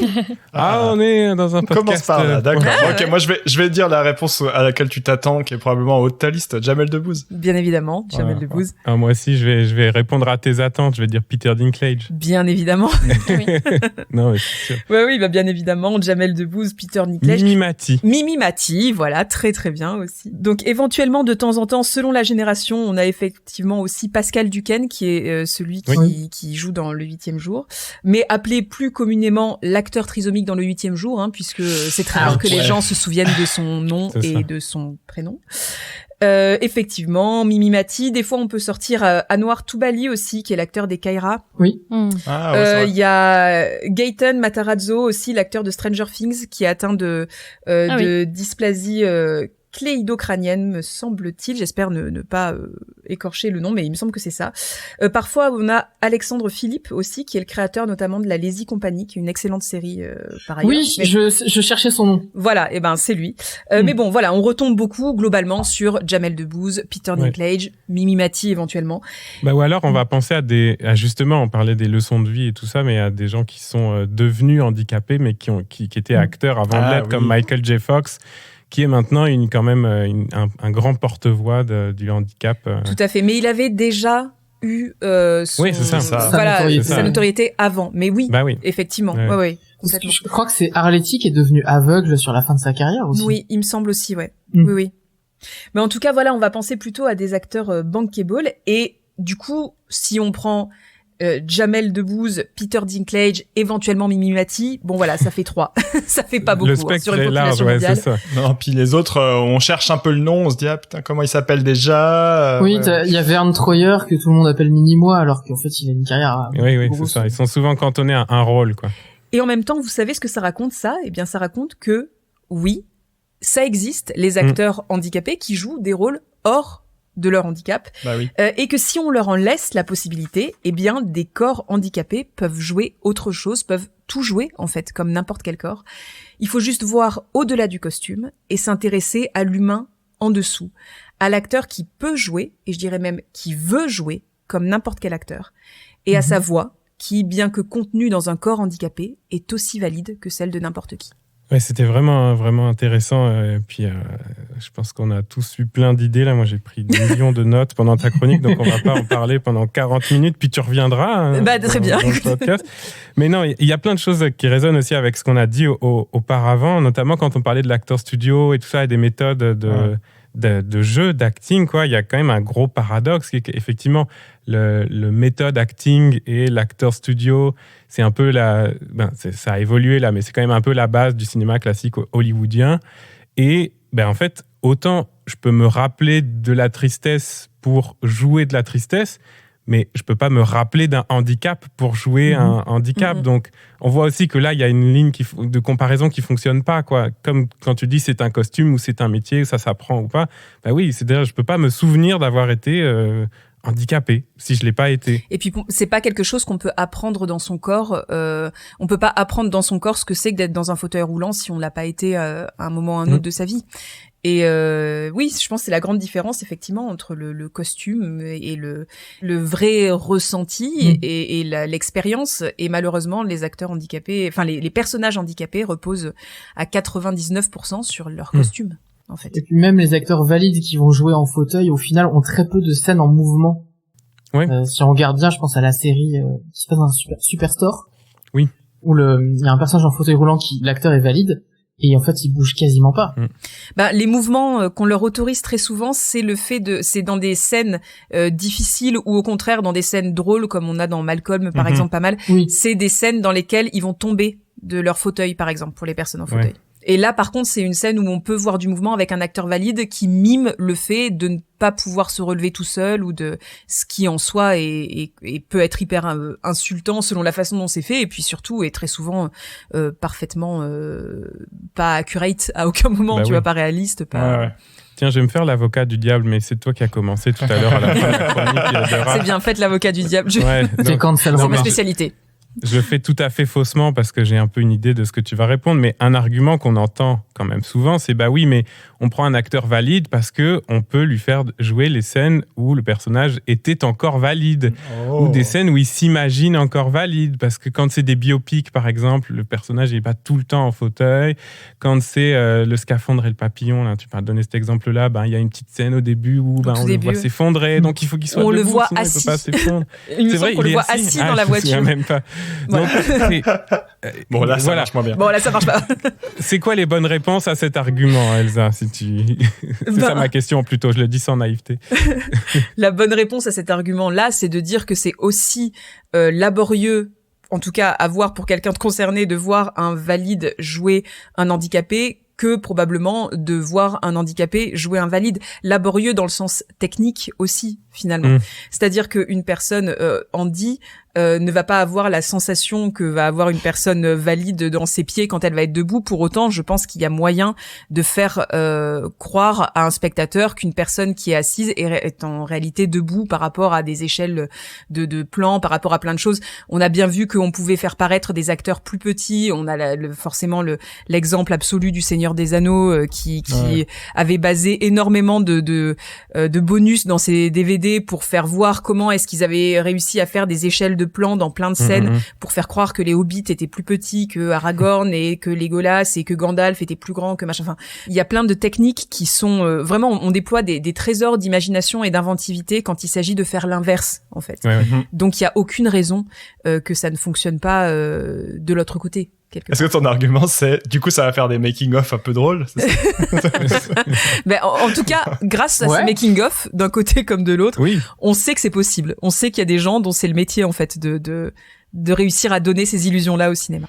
Ce qu'on pourrait répondre aussi, c'est que si les films où il y a des personnes handicapées ne parlaient pas forcément du handicap, du coup on n'aurait pas ce genre de problème, que peut-être qu'il faut aussi commencer à écrire des scénarios dans lesquels les rôles ne sont pas fléchés ni pour un homme ou pour une femme, ni pour une personne valide ou une personne handicapée, juste n'importe qui peut jouer ce rôle et on n'a pas décidé à l'avance s'il allait avoir un handicap physique ou... Oui, on peut adapter si la personne est en fauteuil, s'il y avait une scène d'action, ça peut s'adapter. Je pense à un épisode de Scrubs où on voit le personnage de l'actrice Judy Reyes, donc l'infirmière, qui est tout le temps assise parce qu'en fait, elle s'était cassé le bassin avant le tournage. Donc ils ont simplement adapté où elle est tout le temps assise et si on ne le sait pas, on ne voit pas ça dans l'épisode. Donc c'est aussi faisable dans l'autre sens. Et je pense aussi à Captain America où ils ont transposé sa tête sur un petit corps. Oui. Mais dans l'absolu, enfin, tu vois, c'est cet argument de mais comment on fait pour les scènes où du coup ils jouent des valides et tout. Je sais que c'est ce qui avait été dit notamment pour la série Glee. Qui a un personnage handicapé et qui a, il me semble, alors vraiment les fans de Glee vont me détester parce que je n'ai pas vu l'entièreté des saisons, mais il me semble bien que ce personnage handicapé a un moment dans toute la série où il a une chanson où il imagine qu'il est en train de se lever et qu'il est en train de danser, etc. Et du coup, l'acteur qui le joue, me semble-t-il, est un très très bon danseur en réalité. Et du coup, c'est un peu son moment où il peut danser et voilà. Et pareil, c'est une façon de dire, c'est très bien que vous ayez intégré à la bande un personnage handicapé, bien que encore une fois il y a un peu le côté schtroumpfette. Regardez, il y en a un dans la bande, voilà. Mais voilà, c'est très bien. Mais dans ce cas-là, si c'est juste pour une scène, je suis sûre que vous pouvez faire en sorte que sur l'intégralité d'une série qui a duré très très longtemps, de nombreuses saisons pour le coup, bon, je pense qu'on peut faire un effort pour un épisode dans toute une série sur comment est-ce qu'on peut adapter le truc. Oui, c'est sûr. Ne pas écrire cette scène, puis c'est tout. Ou juste ne pas écrire cette scène. Parce que c'est aussi un fantasme de Valide, je pense, que d'imaginer que les handicapés fantasment ce qu'ils feraient s'ils ne l'étaient pas. Dans la mesure où c'est compliqué de fantasmer quelque chose qu'on connaît pas ou peu. Ou voilà. Enfin, en tout cas, pour les handicapés de naissance, c'est quelque chose où c'est compliqué de... Oui, encore en mode leçon de vie ou expérience de pensée, quoi. Qu'est-ce que ça ferait de retrouver la vue ou de pouvoir remarcher, etc. En fait, et puis surtout, la leçon de vie derrière, c'est de dire ce que veulent les personnes handicapées. C'est ta place à toi, c'est ton corps à toi, c'est d'avoir, c'est de pouvoir marcher alors qu'ils sont en fauteuil, c'est de pouvoir entendre s'ils sont sourds, c'est de pouvoir voir s'ils sont aveugles. Enfin voilà, il y a vraiment ce truc-là de dire la leçon de vie principale en règle générale qu'on voit ces films de toute façon, c'est de dire le handicap c'est de la merde, les personnes handicapées sont tristes d'être handicapées, toi tu as la chance d'être dans un corps valide, et bien profites-en.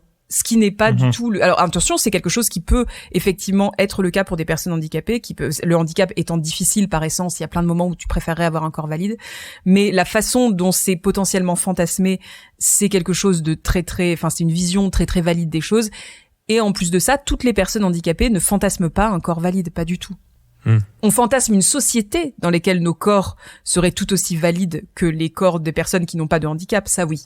Le fait pour une personne qui a la difficulté dans sa mobilité, par exemple, ce qu'elle veut réellement, c'est pouvoir se déplacer dans l'espace. C'est que les ascenseurs soient pas en panne, que les rampes des bus fonctionnent et que les métros soient accessibles, que les machins. Enfin, mais ça, apparemment, c'est un truc qu'on pourrait savoir faire, quoi. Oui, oui, parce que finalement, c'est une rampe à faire.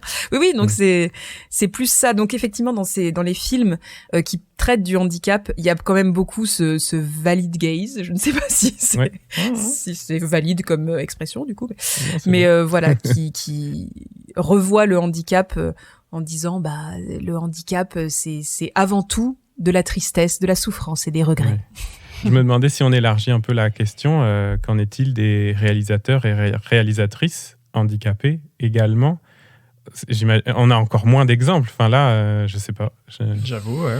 Alors tous les handicaps étant pas visibles, potentiellement, il y en a qu'on ne sait pas. Et c'est toujours un truc, mais là on va élargir encore plus, et c'est le principe du militantisme, c'est-à-dire est-ce que pour faire entendre ta voix, du coup tu dois te outer complètement et dire mais moi je suis en situation de handicap, et du coup voilà, c'est un vrai questionnement, tu vois, parce que tout le monde n'a pas envie de porter un message sur le handicap dans les films que tu fais. Et des fois, le principe aussi, c'est que tu aimes bien t'échapper aussi de cette espèce de truc dans lequel on te restreint, et t'as pas toujours envie d'être la voix de ta communauté. Et du coup, je peux comprendre parfaitement le fait que à un moment ou à un autre, tu te dises, écoutez, j'ai pas envie d'être la voix de quoi que ce soit. Moi, j'ai juste envie de vivre ma vie à moi, en fait, et de faire ce que je veux, sans qu'on en permanence on dise mais est-ce qu'il n'y a pas un message caché sur le handicap? Oui, c'est ça qu'on va plaquer comme interprétation sur le film, c'est ça que tu... Donc bon, je pense que peut-être potentiellement on n'en connaît pas énormément aussi, parce que beaucoup ne veulent pas être catalogués là-dedans potentiellement. Merci vraiment Elsa d'être venue parler et mettre ce sujet sur la table. C'était vraiment très très éclairant. Quel courage tu as quand même. Ah ouais, c'est une véritable leçon de vie pour tous ici. Inspirez-vous-en. Hein. Alors là, le mec qui a rien compris à la chronique. C'est clair. En tout cas, c'est super que tu puisses parler un peu. C'était tellement inspirant ce que tu nous as dit. Merci Elsa. On va introduire la chronique suivante avec notre troisième mini-jeu. Ça va être la chronique d'Alice. Et la chronique d'Alice porte, je parle sous ton contrôle Alice, sur les corps nus. Tout à fait. Et donc, je vous propose un top des acteurs hollywoodiens qui jouent le plus dans des scènes de cul. Ah, dans des scènes de cul, pas dans des scènes nues, du coup. Non, c'est ça. Il n'y avait pas de top des acteurs tout nus au cinéma. J'aurais aimé que ce soit aussi précis que ça. Effectivement, il y a vraiment, c'est un sujet compliqué à traiter, ça. Parce que j'ai eu du mal à trouver des tops, et je me suis retrouvée très rapidement sur des sites porno. Enfin, je vous en parle. On reparlera de ça. Donc, je n'étais pas sur un top porno. Je n'étais pas non plus sur Topito. Je vous expliquerai le pourquoi du comment de ce top, parce que c'est quand même intéressant. Mais les acteurs hollywoodiens, donc on parle de gars et on parle de cinéma américain, ok. Chalamet, qui joue le plus dans des scènes de cul. Que des acteurs ou aussi des actrices? Oui, alors je parle, c'est que des gars dans ce top-là. Je vous expliquerai à la fin. Michael Fassbender, peut-être? Ou alors j'ai été matrixée par Shame et du coup j'ai l'impression. Oui, je pense qu'il y a Shame en fait. Non, il est pas dans le. Mais en Non, fait, scène de cul dans tous les films. Je veux dire, c'est pas juste. Oui, bien sûr, dans un seul film. Je sais pas. Michael Douglas? Non. Pensez vraiment plus contemporain là. Ashton Kutcher? Non. Ah ouais, faut peut-être taper dans les comédies romantiques. Ouais, je me dis qu'il y a un truc. En même temps, dans les comédies romantiques, il n'y a pas trop de cul. Donc, oui, c'est vrai. Les classiques. Dites-vous que c'est vraiment des acteurs hyper connus parce que, en fait, l'une des morales de l'histoire, c'est qu'il y a beaucoup de cul dans les films. Mais... Henry Cavill, Harrison Ford. Non. Daniel je crois que j'ai jamais vu. J'ai jamais vu de scène de cul. Non, c'est vrai, ouais. Il est pas Là, je suis en train de me rendre compte. C'était Fantasme que tu es en train de... C'est ça. Ah, mais on peut dire tous ces fantasmes. Alors, du coup... Mais je suis sûr que dans vos fantasmes, il y en a qui sont vraiment dans la liste. Ah, du coup, Adam Driver, je pense. Je l'ai vu non, dans il y est pas, mais moi, je l'aurais mis. D'instinct, je l'aurais mis. Il y est pas? Non, il y est pas. Ah, trop Non, bizarre. je peux pas Mais croire on est trop nuls, on trouve. Attendez, mais Adam Driver, il y est pas parce que c'est vrai que dans Non, Girls, il y il est jouait pas. dans beaucoup de scènes de... Oh, Dans putain, beaucoup de c'est scènes vrai. de cul, Oh, les et puis scènes dans de plein de Girls. films, Wow. il joue des scènes de cul. Ouais, Bah c'est oui. vrai. Dans plein de films qui existent ou dans plein de films dans ta tête, Alice? Non, je vous promets. Dans Don Quichotte. Sinon, vous citez juste des acteurs hollywoodiens, là, ça va tomber dans la liste, hein, je vous le dis. Ah si, Antonio Banderas. Non. Attendez, dans ceux qui ont joué les James Bond. En vrai, vous allez chercher trop loin, les amis, je suis désolé. Ah oui, c'est vrai, James Bond. Comment il s'appelle? Il n'y a pas des acteurs de James Bond dedans? Non, j'ai pas de James Bond là-dedans. Oh. Est-ce qu'il y aurait DiCaprio? Oui, il y a Ah, DiCaprio. DiCaprio. Bah oui, il est 7e Mais dans la oui, liste. DiCaprio. Ah, mais en fait, c'est juste le top des acteurs les plus célèbres. Attends, bah, Johnny Depp, du coup. Non, il est pas Johnny Non, c'est Depp. pas- Ok, Mais c'est pas Est-ce qu'il y aurait pas Ryan Gosling? non. Alors du coup, Ryan Reynolds. Non plus, mais vraiment plus connu que ça. Putain, du coup, mon cerveau, tu sais, il y a un petit singe dedans qui fait ksh, ksh, ksh, ksh, et du coup, je n'ai plus aucun nom d'acteur. Tom Hanks. Non, il y a pas Tom Hanks. Tom Hanks, c'est pas très tout nu au cinéma. Non. Bon, est-ce que je vais vous donner le Ouais, top? on est vraiment nuls là. Ouais, mauvais. Je suis quand même très étonné qu'il n'y ait pas Antonio Banderas parce que je pense à plusieurs scènes de cul quand je pense à ce cinéma. Est-ce que tu es étonné ou est-ce que tu es déçu? Je suis très déçu parce qu'il a notamment joué dans une très belle scène de sexe pour Almodovar qui d'ailleurs est non simulée. Oui, on a déjà fait un épisode là-dessus d'ailleurs. Mais c'est du cinéma européen, ça, je pense qu'il voulait dire que US. C'est comme Depardieu, il aurait pu être dans le top, mais bon. Mais Depardieu, scène de cul, non? Après, à il est pas l'époque, très les sexy, valseuses hein. et tout. Ouais, quand Dans même. 1900. Ouais, pareil, ouais. Depardieu, qui on le répète quand même, on le rappelle, à des accusations Ah au oui, niveau oui. d'agression Il y sexuelle. a beaucoup de personnes dont on a parlé qui ont des accusations. Oui, c'est clair, c'est clair. Bon, je vous donne le top de 10 à 1. Ok, je vais le faire dans ce sens-là. Vas-y. Timothée Chalamet. Timothée Chalamet? Ouais. Bah ouais, quand même. Pourquoi Timothée Chalamet plus qu'Adam Driver? Call Me By Your Name.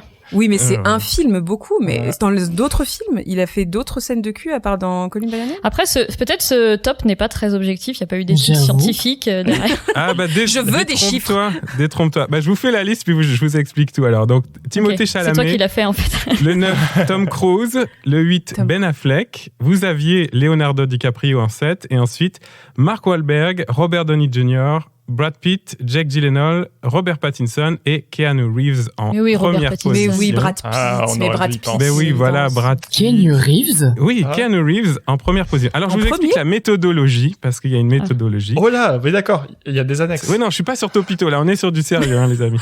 C'est une journaliste. Oh là là, la balle On a perdue pour perdu le le sponsor. sponsor. Là, on a perdu notre financement qui n'existait Ah, pas c'est déjà fini, depuis le c'est début, donc voilà. En plus, c'est faux. Alors, c'est faux parce que je suis tombé sur cet article via un top Topito, mais c'est Alors merci Topito quand même. Merci source la police. secondaire. Donc, c'est une journaliste qui s'appelle Carrie Whitmer dans un article de 2020 pour The Ringer qui a donc chronométré les scènes de sexe de la filmographie de 30 stars hollywoodiennes selon une méthodologie de choix comme des acteurs très représentatifs de Hollywood contemporain. Ah oui, donc elle a pris que 30 stars hollywoodiennes de base. Ouais, c'est un top 10 parmi 30. C'est Voilà. ça. Donc, donc elle a quand même considéré 128 scènes de sexe là-dedans. C'est pas un petit corpus quand même. Ça fait plaisir. Et donc, il y a plusieurs constats. Donc, je la cite. La fréquence des scènes de sexe ou leur rareté est inversement proportionnelle au statut de la star de cinéma. Donc, plus un acteur joue dans des films à caractère commercial, moins il aura des scènes de sexe. Ça paraît quand même relativement instinctif. Et puis, sans un grand studio qui contrôle une production et l'image d'un acteur, les scènes plus risquées sont plus probables.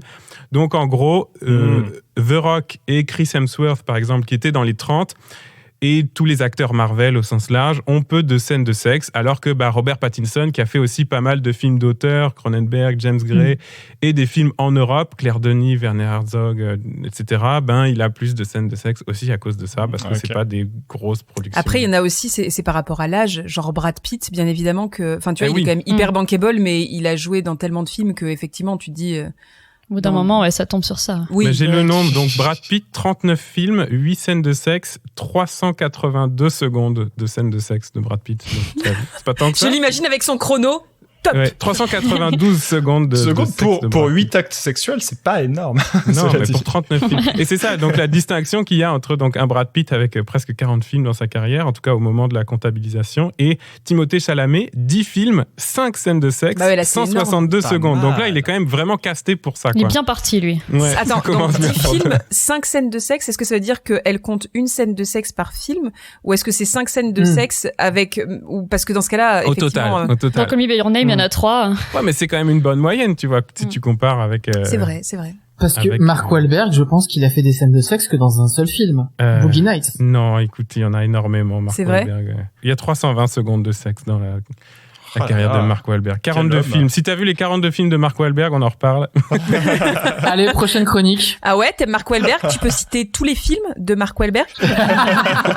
Tous les films de Mark Wahlberg. Donc tu te tais, s'il te plaît, en fait. Je crois qu'on fait cette blague littéralement à tous les épisodes. Cette fois-ci, c'est moi qui la prends en charge. Ah ouais, on fait cette blague à tous les épisodes? Vas-y, cite tous les épisodes. Vas-y, toutes les blagues de tous les épisodes. Donc voilà, si vous voulez voir des scènes de sexe, il vaut mieux ne pas aller voir des films à très gros budget, pas des films hollywoodiens, c'est plus facile d'avoir des scènes de sexe en Europe, visiblement.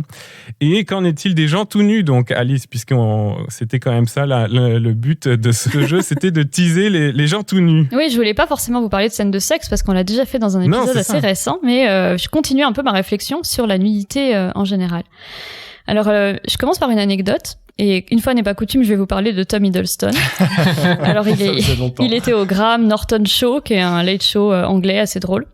Et Graham Norton lui demande, en se moquant un peu, ça, j'ai entendu dire que vous aviez demandé des scènes de nus supplémentaires dans Crimson Peak. Alors là, Hiddleston, tout mignon, là, qui rougit un peu et qui dit, déjà, c'est une romance, donc une romance, ça doit être sexy, donc c'est logique. Bon, il est très, très sûr de lui, hein, il est tout à fait conscient à quel point il est sexy s'il est tout nu. Et puis, il ajoute, ce qui est le truc intéressant, que les femmes sont toujours plus nues que les hommes dans les films et qu'il pense qu'il serait temps de redresser un peu la balance. Et donc après, dans d'autres articles, il a dit ça, il a un peu développé ce propos en disant que effectivement, il demandait souvent à ce qu'on voit un peu ses fesses et tout, parce que les femmes les montraient plus et que c'était pas normal. Je l'imagine tellement de dire ça. Est-ce qu'on peut voir un peu mes fesses, s'il vous plaît? Est-ce que à ce moment-là, je peux montrer un peu mes fesses? Avec son petit thérapeute taquin, là. En fait, il est juste exhibitionniste, il fait passer ça pour un truc artistique, mais... Féministe, même. En vrai, il a raison. Il a tout à fait raison. Et effectivement, il soulève un problème important qui est l'inégalité face à la nudité dans les films. Carrément.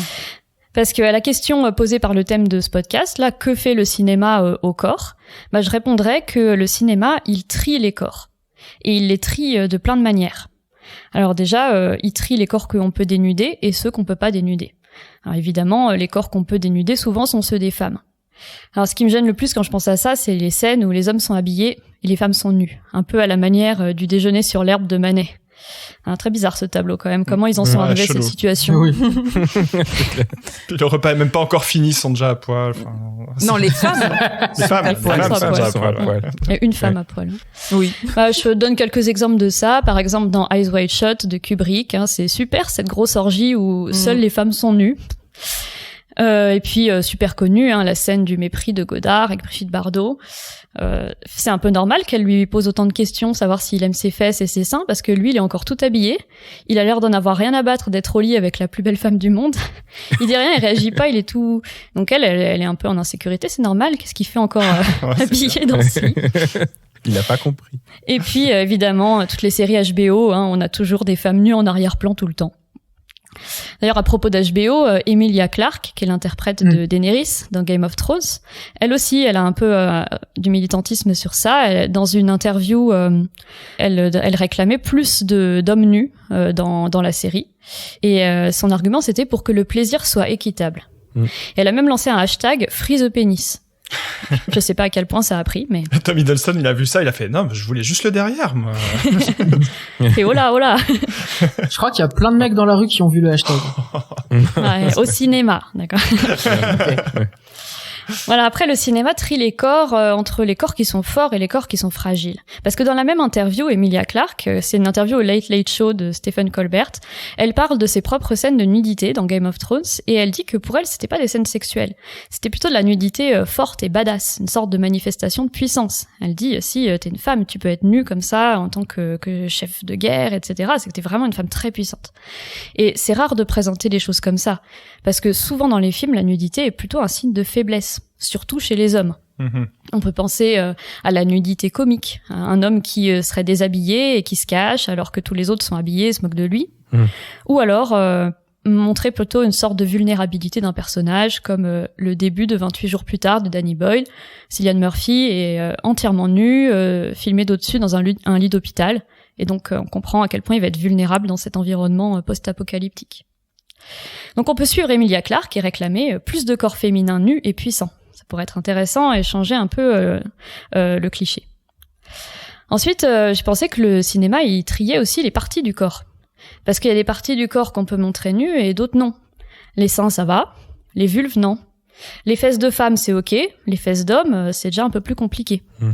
Donc voilà, Hiddleston, il veut montrer son cul par féminisme. On a bien Du coup, quand un personnage est nu dans le scénario, souvent, on a le droit à une sorte de cadrage qui censure, juste au-dessus de la taille, et c'est un peu artificiel. Un personnage qui se déshabille, puis là, hop, ça cadre au niveau de la taille. Ou alors, on a des objets ou des cheveux qui cachent un peu le corps. Et franchement, on peut être étonné qu'on en soit encore à utiliser ces vieilles astuces de l'histoire de la peinture au cinéma en 2023, c'est bizarre. Autre tri que fait le cinéma avec les corps beaux et les corps laids. Évidemment, tout cela, ce sont des normes, ce sont des canons de beauté. Mais le cinéma nous dit qu'est-ce qu'on doit trouver beau comme corps, et donc on va montrer uniquement les corps qu'une époque, qu'un canon va considérer comme beau. J'ai regardé des scènes de nus pour préparer cette chronique. J'ai été vraiment frappée en fait par la beauté de ces corps.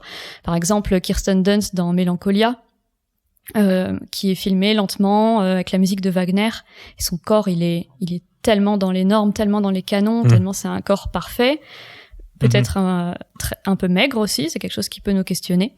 Bah, le canon, il est pas forcément, sans violence aussi pour les personnes en question. Bien sûr. Ouais. Et puis aussi Brigitte Bardot dans Le Mépris, très très très mince aussi.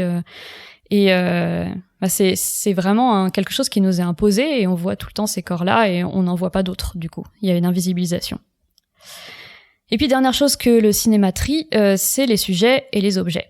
Parce que je me suis rendu compte que les corps qui étaient beaucoup plus facilement montrés comme nus, c'était les corps qui devenaient un peu des objets, c'est-à-dire les corps morts, les corps inconscients, ou les corps un peu monstruosifiés, les corps qui sont plus tout à fait humains. À ce moment-là, on va s'autoriser à montrer des parties de leur corps. Si je reprends dans Eyes Wide Shut, à un moment, il y a une femme qui fait un malaise à cause de la drogue. Et c'est la seule femme du film qu'on voit vraiment entièrement nue, on voit son sexe, alors que toutes les autres, on voyait leur sein uniquement. Ouais, c'est vrai, ouais. Mais c'est parce qu'elle est inconsciente, qu'elle est par terre, qu'il y a le côté peut-être un peu immoral de la drogue, et à ce moment-là, on se permet de la montrer entièrement nue. Ou alors, la vieille femme dans Shining, dans la baignoire.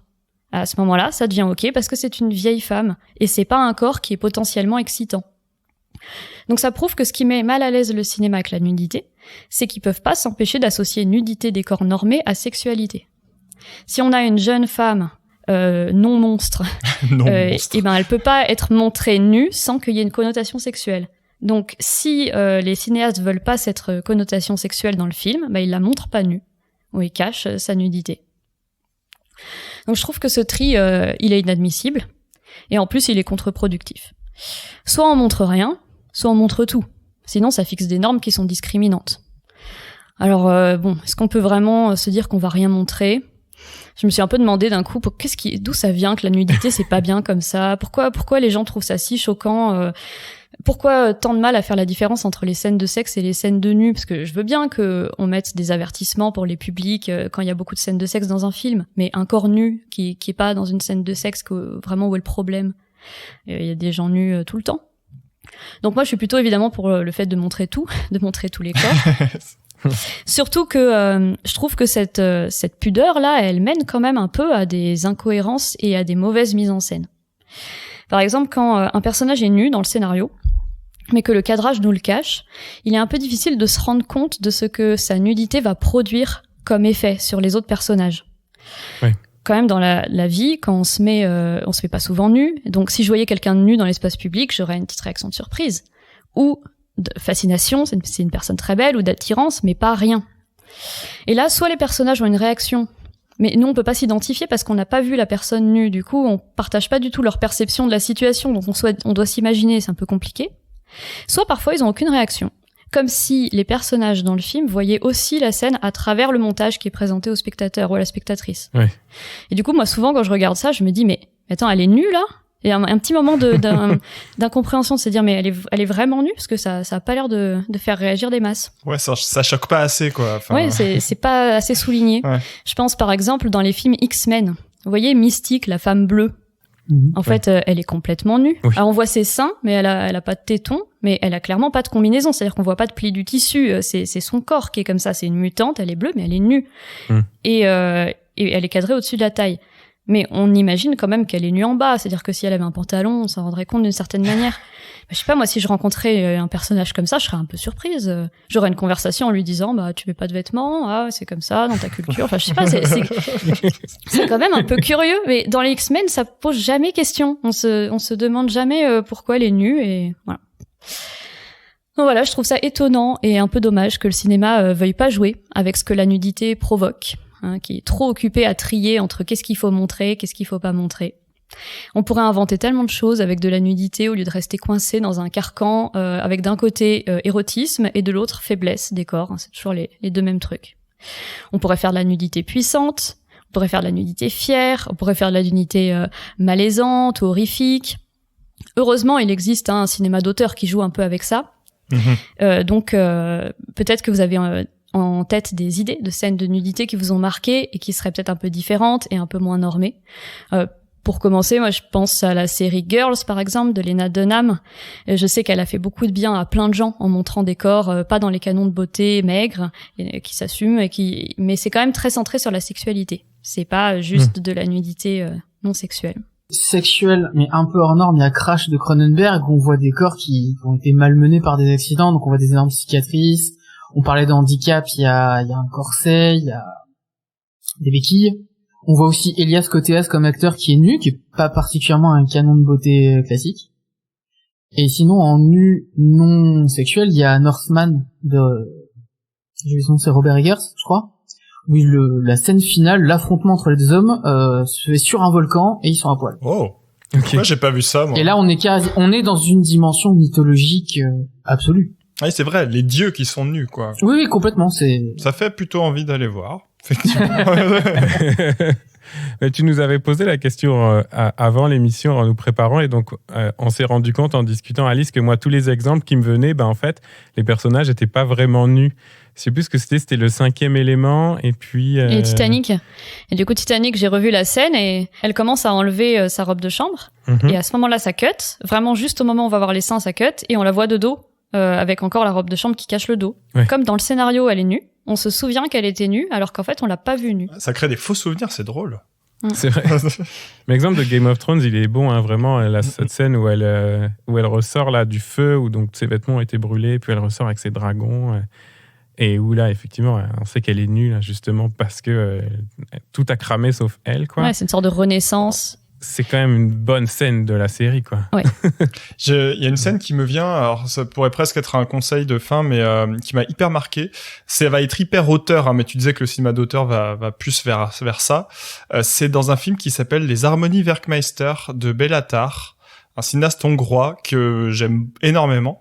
Et dans ce film-là, il y a un moment où il y a toute une foule en colère qu'on suit faire une très très longue déambulation, je sais plus dans quoi exactement comme environnement, mais le plan est très long, ça dure plusieurs minutes, etc. Et l'arrivée de ça, c'est qu'ils arrivent dans une salle de bain d'un immeuble complètement désaffecté, avec un vieillard nu dans la baignoire.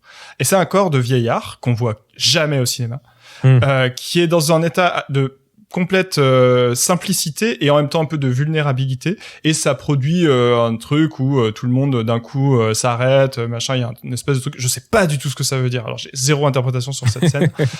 C'est peut-être christique, c'est peut-être est-ce que c'est de gauche, est-ce que c'est de droite, j'en sais rien du tout, mais je me souviens de ça, le fait de dire bah voilà, d'un coup il y a une nudité comme tu disais là qui change tout. Qui change la manière dont on se positionne dans l'espace et les uns par rapport aux autres, et les personnages ne peuvent pas y rester insensibles. Mais ils peuvent pas y rester insensibles parce que nous non plus, on n'est pas insensibles, parce que le cinéaste accepte de le montrer complètement. Et elle est hyper belle, cette scène. Ouais, c'est vraiment intéressant. Effectivement, tous ces écarts, toutes ces différences, inégalités face au nu là, que tu montrais dans la chronique. Évidemment, on n'a pas parlé, mais parce qu'on en avait déjà largement évoqué la question avant, entre les corps nus, c'est de toute façon des corps valides aussi. Hein. Il y a une notion hyper importante de fétichisme, mais on le voit aussi dans les corps globalement qui sortent de la norme, que ce soit dans l'extrême maigreur, dans l'obésité, dans le fait d'être handicapé, etc. Tous les la corps fluidité qui de genre sortent... aussi, des corps trans, c'est très rare. Oui, aussi, tout à fait. Tous les corps qui sortent globalement de la norme se retrouvent avec un fétichisme qui leur est lié et qui est très très fort. Donc oui, effectivement, on peut se demander quand on voit des corps handicapés nus, en fait c'est vraiment la façon de les filmer qui va tout changer, le fait d'avoir un regard voyeuriste ou pas sur ces corps-là, le fait de voilà, tout ça, je pense qu'il y a vraiment un truc qui est important dans la façon de les filmer, ça c'est sûr, et qui change tout en fait. Mais oui, il y a beaucoup de fétichisme là-dedans aussi, mine de rien. Il y a sans doute aussi rapport au male gaze et à la masculinité de pas mal de réalisateurs. Il y a aussi de l'homophobie, je pense, à pas vouloir montrer des corps masculins nus parce j'imagine qu'ils trouvent que ça va faire gay, quoi. Ouais, et puis le fait que les films, du coup, ils sont pensés pour les hommes. Donc, en fait, pourquoi on mettrait des corps nus? C'est pour ça, je pense que Emilia Clarke, elle dit pour que le plaisir soit partagé. Ouais, c'est ça. Mais après, ça, c'est une vision hétérocentrée, mais effectivement, pour qu'il puisse y avoir des corps nus pour les personnes d'hommes, pour les personnes qui ont envie de voir des corps d'hommes nus. C'est ça. Là, c'est la série True Blood qui justement joue sur la nudité de quasiment tous les personnages, mais parce que le créateur Alan Ball est aussi un militant homosexuel. Et il y a aussi un truc sur la nudité hors norme où il y a le côté fétichisme sexuel, mais il y a aussi le côté effrayant. Oui. T'en parlais au début avec la vieille dame dans Shining, par exemple, qui est la façon dont elle est filmée. En plus, ils ont vraiment rajouté ce côté moisissure presque. Enfin, vraiment, il y a un truc avec le corps hors norme nu. Qui est parfois fait aussi pour faire peur en fait, et ça en dit beaucoup sur la façon dont on considère la nudité des personnes hors normes, qui est quelque chose à cacher, qui est quelque chose qui est effrayant, parce que les personnes hors normes de beauté ne devraient pas être nues, ne devraient pas avoir de sexualité. Soit on la cache, soit on la montre si ça fait peur, si c'est monstrueux. C'est ça. Si ça sort de la question du corps en fait, normé et séduisant. C'est ça, du corps séduisant, du corps qui peut avoir une sexualité. Et là, on retombe dans des questionnements ultra politiques sur le corps. Est-ce que le corps handicapé est un corps qui peut avoir de la sexualité? Est-ce qu'un corps de personne âgée peut être un corps sexuel? Est-ce que voilà, c'est vraiment un questionnement qui est ultra politique, et on nie souvent la sexualité des personnes qui n'ont pas un corps dans la norme ou acceptable par la norme. Voilà. Et c'est d'autant plus violent que en fait c'est de l'autodétestation organisée, parce qu'on va tous finir avec un corps hors norme sociale, hors norme d'acceptabilité. Enfin. La plupart d'entre nous vont vivre assez longtemps pour ça, donc voilà. Il y a un truc autour de toute façon de l'âge, de l'agisme globalement dans le. Complètement. Notamment dans le cinéma, mais pas que. On va continuer à parler des corps, de leur représentation et probablement de Monsieur tout nu, puisque la chronique d'Arcani... oui, il faut pas se priver quand même. La chronique d'Arcani est consacrée, si je ne me trompe pas, au corps musclé, et c'est souvent des hommes musclés à l'écran. Là encore, je me suis dit, est-ce que je vais chercher un top des acteurs musclés? Il y en a...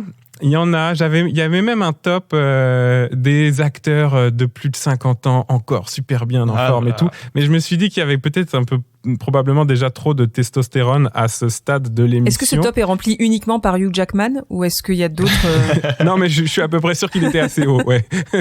Tom Cruise, je pense. Tom Cruise. Mon top, donc, on va partir sur le top 10 Topito, j'y reviens, n'est-ce pas?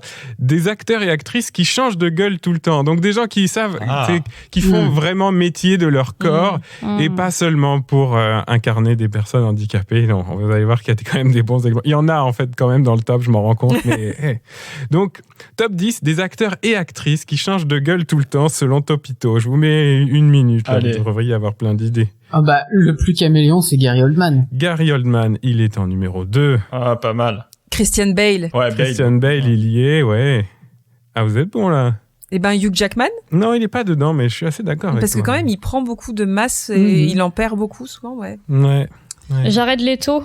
Exact. Jared Leto, est dans mais la oui, bien liste. sûr. Joli. Attends, dans House of Gucci, on le reconnaît pas du tout. C'est ça. Anthony Hopkins. Non. C'est marrant, il y a des gens qu'on a déjà plus ou moins cités, je pense. Notamment pour des transformations en handicapés. C'est pas les seules transformations qu'ils ont fait, mais... C'est que des hommes, encore une fois, ou alors... Non, il y a des femmes dans la liste. Il y a des Il y a 3 femmes. aussi. Ah bah, Meryl Streep. Non, elle n'est pas... Pourtant. Jack Nicholson. Non, il y a l'héroïne d'un des films préférés de ce podcast. Mince, qui ça va être? Charlize Theron. Ou Charlize Theron. Mais oui, Charlize j'ai eu Theron. l'occasion de plugger Mad Max Fury Road. Si on le fait pas une fois par épisode, on perd notre sponsor de George Miller. Alors que Tom Hardy, non, il a toujours le même gars. Non, si tu le prends jeune, il a changé. Mais Tom Hardy, il est dans il y est dedans. Ah, il y est quand même. Ouais, non, il est dans le top. Il est bon. Ça, moi, j'aime beaucoup cet acteur aussi. Allez, on a dépassé la minute. Vous avez été pas mal, 5 sur 10. Charlize Theron, Gary Oldman, Jared Leto, Christian Bale, Tom Hardy. Il restait Nicole Kidman. Ça se défend. Oui. Ah, Kate Blanchett aussi, parfois, elle est difficile à reconnaître. C'est vrai. Ouais. Elle n'est pas dans la liste, mais je suis aussi d'accord. Il y avait Benicio del Toro, dont on a parlé tout à l'heure. Oui, Ah, pas vrai. belle. Joachim Phoenix. Ça, quand même. Oui, c'est Tu peux le vrai. reconnaître. C'est vrai. Et Tilda Swinton. Mais oui, Ah oui. Tilda Oui, Swinton. forcément. On la reconnaît beaucoup, mais en même temps, elle a toujours un truc différent dans chaque film. Ouais, elle va loin c'est dans ça. ses transformations. Ouais. Y compris des fois dans le même film, du coup, Oui. comme Orlando. Ah ouais, c'est trop bien Orlando. Et puis en numéro 10, pour se foutre de sa gueule comme ils aiment le faire, Topito avait mis Ryan Gosling avec 10 fois la même photo de sa tête. Il a toujours la même gueule Ah, c'est dans le tous les trublion films. de Oui. Topito. Voilà, Oui. quelle facétie. Mais vous êtes d'accord avec Exactement. ça quand même? Il y a le top 1 des acteurs qui changent jamais de gueule. C'est bon. Ils sont mesquins. Bon, en tout cas, c'est vrai, je vous disais, si j'avais mis le top Topito, des physiques extrêmes ou des entraînements les plus durs pour un film, ils existent, mais c'est souvent des gars, et j'avais pas trop envie qu'on ait un top 100% gars, d'autant que c'est de ça quand même qu'on va parler avec toi, Arcani, on va parler de muscles, ça va transpirer, ça va gainer avec toi. Bah oui, parce que si on fait un épisode sur le corps et le cinéma, comme un enfant devant une flaque de boue, on est tenté de sauter à pieds joints dans ce sujet. Oui. Et comme je suis un enfant, donc je me suis demandé à partir de quand on a commencé à montrer des corps musclés à l'écran. Et quand je dis montrer, c'est-à-dire il faut qu'il y ait une partie dénudée, forcément. Oui. Et ben avant le cinéma, merci Robin pour l'anecdote, on a dans le kinétoscope une vidéo de Eugen Standoff, un des pionniers du culturisme, qui était un sportif allemand et qui est qualifié d'Hercule moderne. Et effectivement, on voit un homme qui montre ses muscles en slip. Et on est en 1894. On va dire c'est quand même choquant de montrer un corps quasiment nu à cette époque. Mais il y a l'explication de la notion sportive, qui va servir d'excuse, et la comparaison avec Hercule et l'Antiquité, où on acceptait beaucoup plus la nudité. Donc, les premiers corps, on va dire un peu dénudés et musclés, il faut attendre les années 30, en fait. Avec des représentations de corps, on va dire, visibles, de civilisation qu'on va qualifier de sauvage pour le dire de façon consensuelle, ou de façon carrément raciste pour le dire de façon plus factuelle. Ce sont donc plus que des blackface, ce sont quasiment des black body. On va jouer les sauvages, les peuples tribaux, etc. On pense forcément au King Kong de 33. Mais juste avant, pour rester dans la notion sauvage et musclée, on a Johnny Weissmuller, un nageur olympique allemand qui joue Tarzan et qui est en short. Donc on est déjà dans un corps dénudé, musclé. En plus, on sait que le physique des nageurs sont assez larges d'épaules. Il y a quand même des muscles très visibles, très ça c'est impressionnants. cinématographique, ça. Ça marche tout de suite. Si tu veux savoir, la natation, c'est dans le top 1 des sports qui font un super corps. Oui, parce que je suis tombé sur des trucs comme ça sur Topito.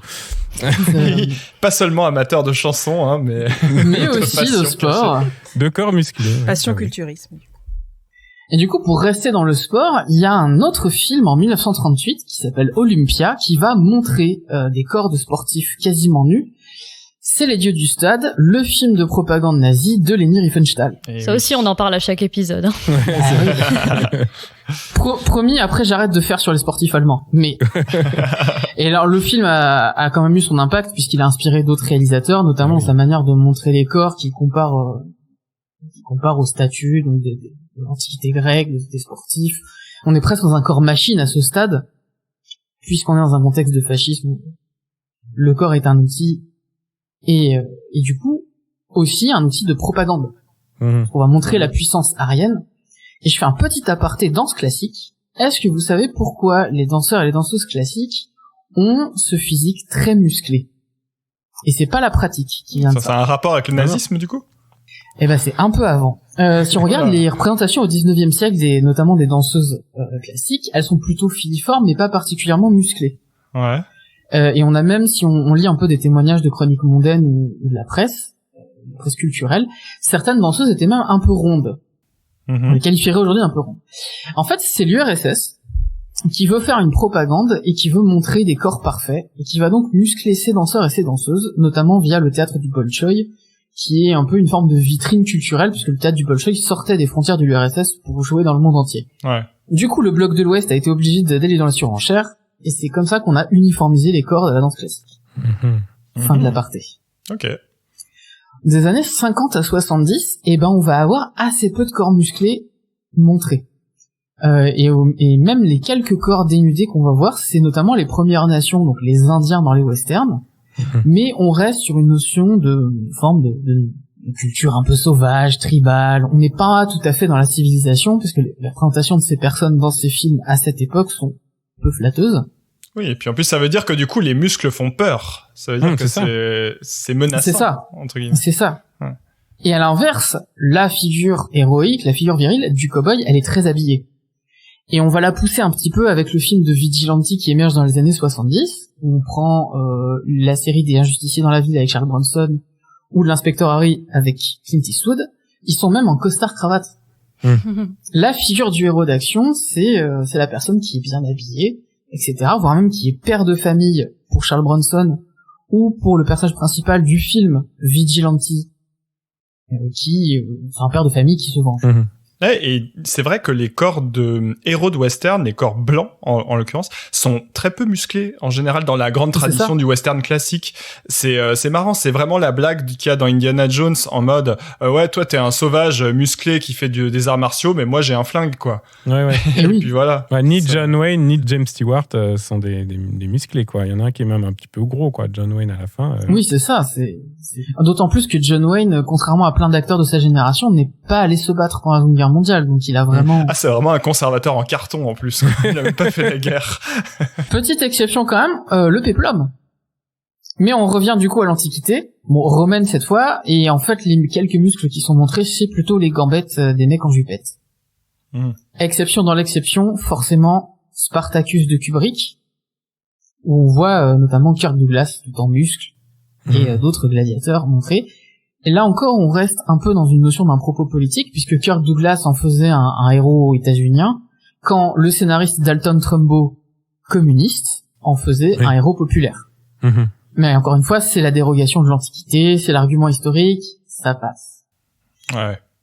Et en fait, dans les années 70, deux acteurs commencent à émerger, et on commence à les voir musclés et quasi nus, c'est Sylvester Stallone et Arnold Schwarzenegger. Le premier pour la boxe, le deuxième pour le culturisme, donc le bodybuilding qui commence à se développer. Et c'est dans les années 80 qu'ils explosent. Là, je vous renvoie à la vidéo de Cinéma et Politique sur le héros à l'ère Reagan. Stallone et Schwarzenegger vont être plus musclés que les interprètes de cinéma n'ont jamais été musclés. Ouais. Vraiment, on est dans une surpuissance. On montre cette Amérique qui est vraiment faite, qui est surpuissante et qui va même terrasser le corps soviétique, notamment de Dolph Lundgren dans Rocky 3, si je ne me trompe pas. Mhm. Donc là, on est carrément dans la démonstration de force, dans la démonstration virile et viriliste, dans la surpuissance. On est quasiment dans la mythologie avec Conan le barbare. Et un réalisateur arrive pour tout foutre en l'air, c'est John McTiernan. Il va prendre Schwarzenegger, il le met dans Predator, et on voit que les gros muscles et les gros flingues ne servent à rien. Ouais. C'est le propos du film. Donc, premier coup de sape dans la figure virile. Et le deuxième coup de sape, c'est Die Hard, où on a un Bruce Willis pas très musclé, pieds nus, blessé dans tous les sens, qui se retrouve à affronter un groupe terroriste. Et en fait, il l'affronte surtout en le fuyant. Si on revoit Piège de cristal, il passe son temps à fuir, à essayer de se sauver, à trouver des solutions avec les moyens du bord. Et à faire des blagues au talkie-walkie, globalement. Hein. C'est ça. L'essentiel du film. On est quand même sur une figure virile toute relative, alors que Bruce Willis va être beaucoup plus musclé par la suite. Et justement, par la suite, le corps musclé revient via le film de super-héros. Juste avant le MCU, on a les X-Men. On parlait de Hugh Jackman juste avant, mais prenez Hugh Jackman dans le premier X-Men, et prenez Hugh Jackman 13 ans après dans le combat de l'immortel. Ouais. La musculature a explosé. Ouais. Et il y a notamment une scène qui est très importante dans le combat de l'immortel, c'est quand il affronte Shingen, où il est au top de sa musculature, on voit les veines qui ressortent. Visuellement, c'est très impressionnant et c'était même un des arguments de vente dans la bande-annonce. Mhm. Comment on arrive à cet effet? Parce que les veines ressortent pas comme ça. En fait, Hugh Jackman s'est privé pendant 24 heures de manger et de boire. C'est une technique Pour que de les veines mannequin ressortent. pour que, Wow. en fait, tu assèches ton corps, donc Ouais, les c'est muscles ça. et les veines vont ressortir. Ça fait aussi le ventre plat chez les mannequins. Ah ouais, en fait. d'accord. Et c'est là que, dans cette surenchère de muscles qui va commencer à émerger dans les années 2010, on va arriver aussi à la mise en danger du corps. Ouais. On parlait de Christian Bale. Christian Bale, entre deux films, il va passer de 55 kilos, il s'est volontairement affamé en ne mangeant qu'une pomme et une boîte de thon par jour, à 100 kilos de muscles, en passant de The Machinist à Batman Begins. Mhm. Il y a que 6 mois entre les deux tournages. Oh là. Waouh. Donc ça veut dire que le mec prend 45 kilos de muscles en 6 mois, et en fait il a tourné un autre film entre-temps, c'est Rescue Down de Werner Herzog, où il est encore tout maigre. Et en fait, on se rend compte que du coup les acteurs se mettent en danger et prennent des masses de muscles qui sont surréalistes. Et puis prennent des masses de prot aussi, je pense, parce que Ouais, du tu coup, fais oui. pas ça juste avec de l'omelette. Hein. C'est ça, de prot et peut-être même de substance. Ouais. Parce que les acteurs qui sont les plus musclés à l'heure actuelle, ils ont quasiment tous passé la cinquantaine. Stallone n'a jamais été aussi musclé, Vin Diesel n'a jamais été aussi musclé, Dwayne Johnson, The Rock, n'a jamais été aussi musclé alors qu'il était catcheur. C'est vrai. Mel Gibson a pris une masse de muscles considérable pour le Expendables 3. Ah, c'était pas pour jouer Jésus. Et ils ont tous entre 50 et 70 ans, quand même. Ouais, 76 pour Stallone. Ah ouais. Ma question, c'est pourquoi on prend ces masses de muscles? À qui ça plaît, ce muscle qui est surhumain à ce stade? Est-ce qu'il faut qu'on lève la main si ça nous plaît, là? Tu peux. Mais si on regarde, par exemple, les séducteurs du moment, quels sont les mecs qu'on voit avec le plus de partenaires? C'est Harry Styles, plutôt chanteur un peu minet. C'est Pete Davidson, qui est un comédien du Saturday Night Live, plutôt connu pour son humour que pour son physique. Timothée Chalamet. Timothée Chalamet. ouais. Et on n'est pas sur des grosses masses de muscles. C'est un truc qui est pas mal, qui est un peu étudié dans le jeu vidéo, ça, à quel point les héros sont construits pour les mecs, que les créateurs de jeux vidéo pensent que les joueurs sont des mecs, et du coup il faut faire des masses de muscles pour les mecs, alors que dans les pays où les standards sont différents, au Japon par exemple, les héros sont pas aussi musclés, et physiquement pas pareil. Et justement, ça plaît aux mecs en fait.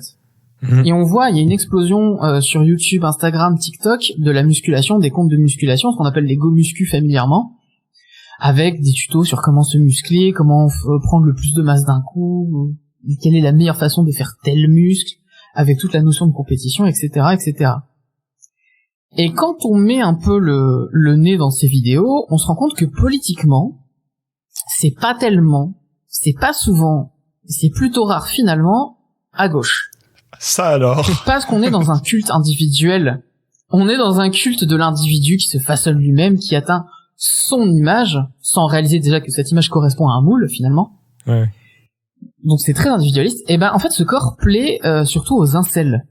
Donc les célibataires involontaires qui sont des communautés masculinistes en ligne. Et on voit d'ailleurs qu'une des icônes des incels c'est le Tchad. Donc le mec ultra musclé qui réussit à tout. Et du coup je me demande s'il n'y a pas une forme d'auto-érotisation d'un corps masculin idéalisé par un intermédiaire qui fait que on va dans cette surenchère de muscles dans les films de Dwayne Johnson, dans les films de super-héros, Chris Hemsworth ou Chris Evans qui est extrêmement musclé. Même Chris Evans qui jouait un sportif dans Sex Academy n'était pas aussi musclé que quand il fait Captain America.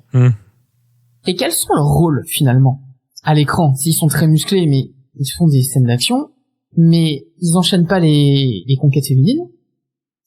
The Rock, il a beaucoup cette image très soignée, il fait très attention à son image, un peu de faire de famille. Vin Diesel dans Fast and Furious, c'est la famille qui est souvent parodiée. Stallone n'a plus de partenaire féminine depuis longtemps. Donc on a des corps musclés qui ne séduisent pas finalement, voire même qui sont des figures un peu classiques, presque traditionnelles. Et en fait on est dans le renouveau du corps du patriarche. Ce sont des pères de famille, ce sont des hommes qui ont vécu. On parlait jeux vidéo, en fait on est dans le syndrome de Kratos, le personnage principal de God of War, qui est un père de famille extrêmement musclé, et qui... On est dans une virilité à l'ancienne, en fait on est presque dans une figure de Zeus, extrêmement musclé, qui est le père de tous, et qui du coup, on est quasiment dans quelque chose de réactionnaire au final. Ouais. Parce que ces corps-là, qui sont extrêmement musclés, c'est très difficile à obtenir, c'est soit des heures d'entraînement par jour, ce qui nécessite du temps et de l'argent, soit on commence à prendre des produits, soit on commence à prendre des produits illégaux.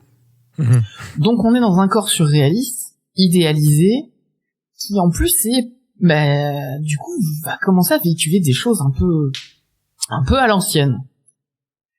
Donc quand on me dit que Hollywood est woke, je me demande si finalement c'est pas l'inverse, à travers ces figures d'hommes extrêmement musclés, extrêmement virils, et avec ces valeurs traditionnelles de famille, de respect, etc.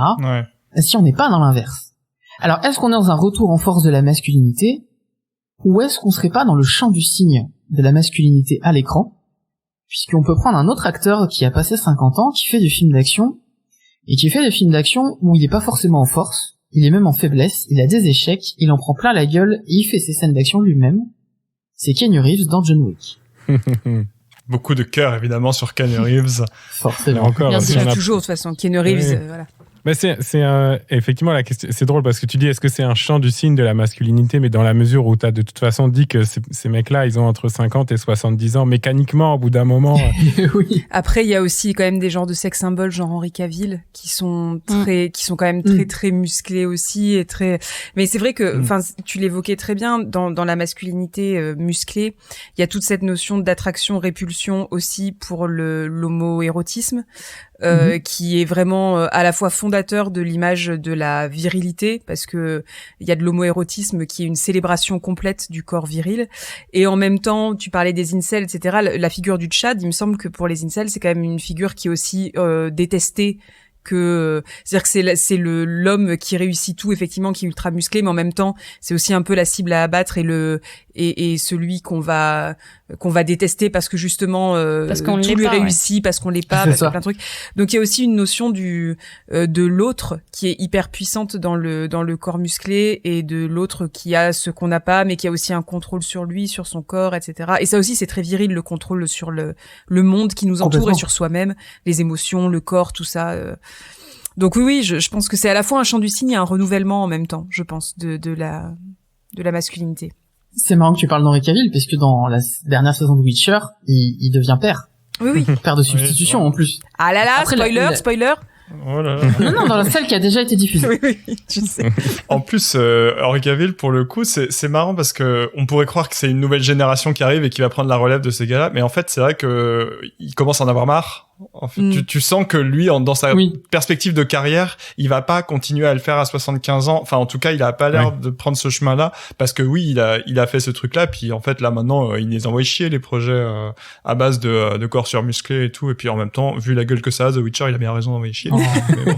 Elle arrête Superman aussi. Mais t'as aussi des corps comme celui de Adam Driver dans Star Wars, où il a cette scène incroyable. Il a un torse plus large que l'autre. Mais oui, le costume est fait en plus plus, tu sens que la ceinture marque la taille. Il y a vraiment cette scène est faite pour marquer visuellement et ça fonctionne très bien parce que je sais même pas à quel point il y a une attractivité sexuelle dans cette scène-là.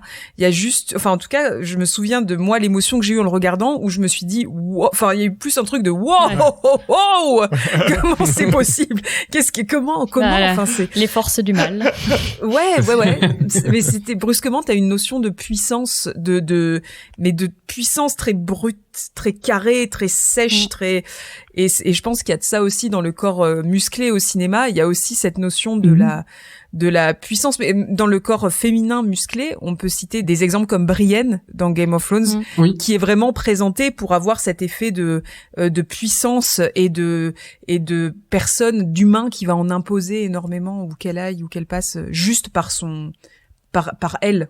Mais comme pour la scène, encore une fois, dans Star Wars avec Adam Driver, le costume et la façon dont c'est filmé rajoutent énormément à ce corps en faisant presque c'est presque un effet spécial, quoi, à cette... c'est du cinéma. On a le droit de tricher et de faire. On n'est pas obligé d'avoir exactement le corps de le pousser dans des tels retranchements que le gars est obligé de s'assécher lui-même pour faire ressortir les veines. On peut le faire en effets spéciaux, les mecs. Bah ouais, plutôt que s'empêcher de boire, il aurait pu mettre des petites prothèses de veines. Pourquoi il a pas mis des prothèses de veines? Ou avec le maquillage fait des trucs de fou. Ah oui, le maquillage. Complètement. Le contouring, qui est un principe de la communauté queer, notamment, qui est très très fort, mais avec du contouring, effectivement, tu peux te faire apparaître une poitrine alors que tu en as pas, tu peux aussi te faire apparaître des muscles alors que t'en as pas du tout. Ça prouve bien qu'il y a autre chose en jeu que juste de la représentation. Bien sûr. Sinon, effectivement, on tricherait avec des effets de maquillage. Il y a aussi l'anecdote, parce que c'est des films où finalement, quand il y a de la promo et des entrevues, il n'y a pas grand-chose à dire sur le film. Et donc, s'il n'y a pas un peu des anecdotes comme ça, d'incarnation, là, d'acteurs. Mais oui, je me souviens, pour Batman Begins, c'était un truc... je me souviens, à cette époque-là, tout le monde mettait en comparaison les photos de Batman avec les photos de The Machinist. Et il y avait vraiment... ça faisait partie... C'était un argument, je pense, de la promo, quoi, vraiment. Ouais. Et c'est marrant parce que Arcani, tu citais tout à l'heure la vidéo donc qu'a fait Clémentine, cinéma et politique, sur donc le héros réganien.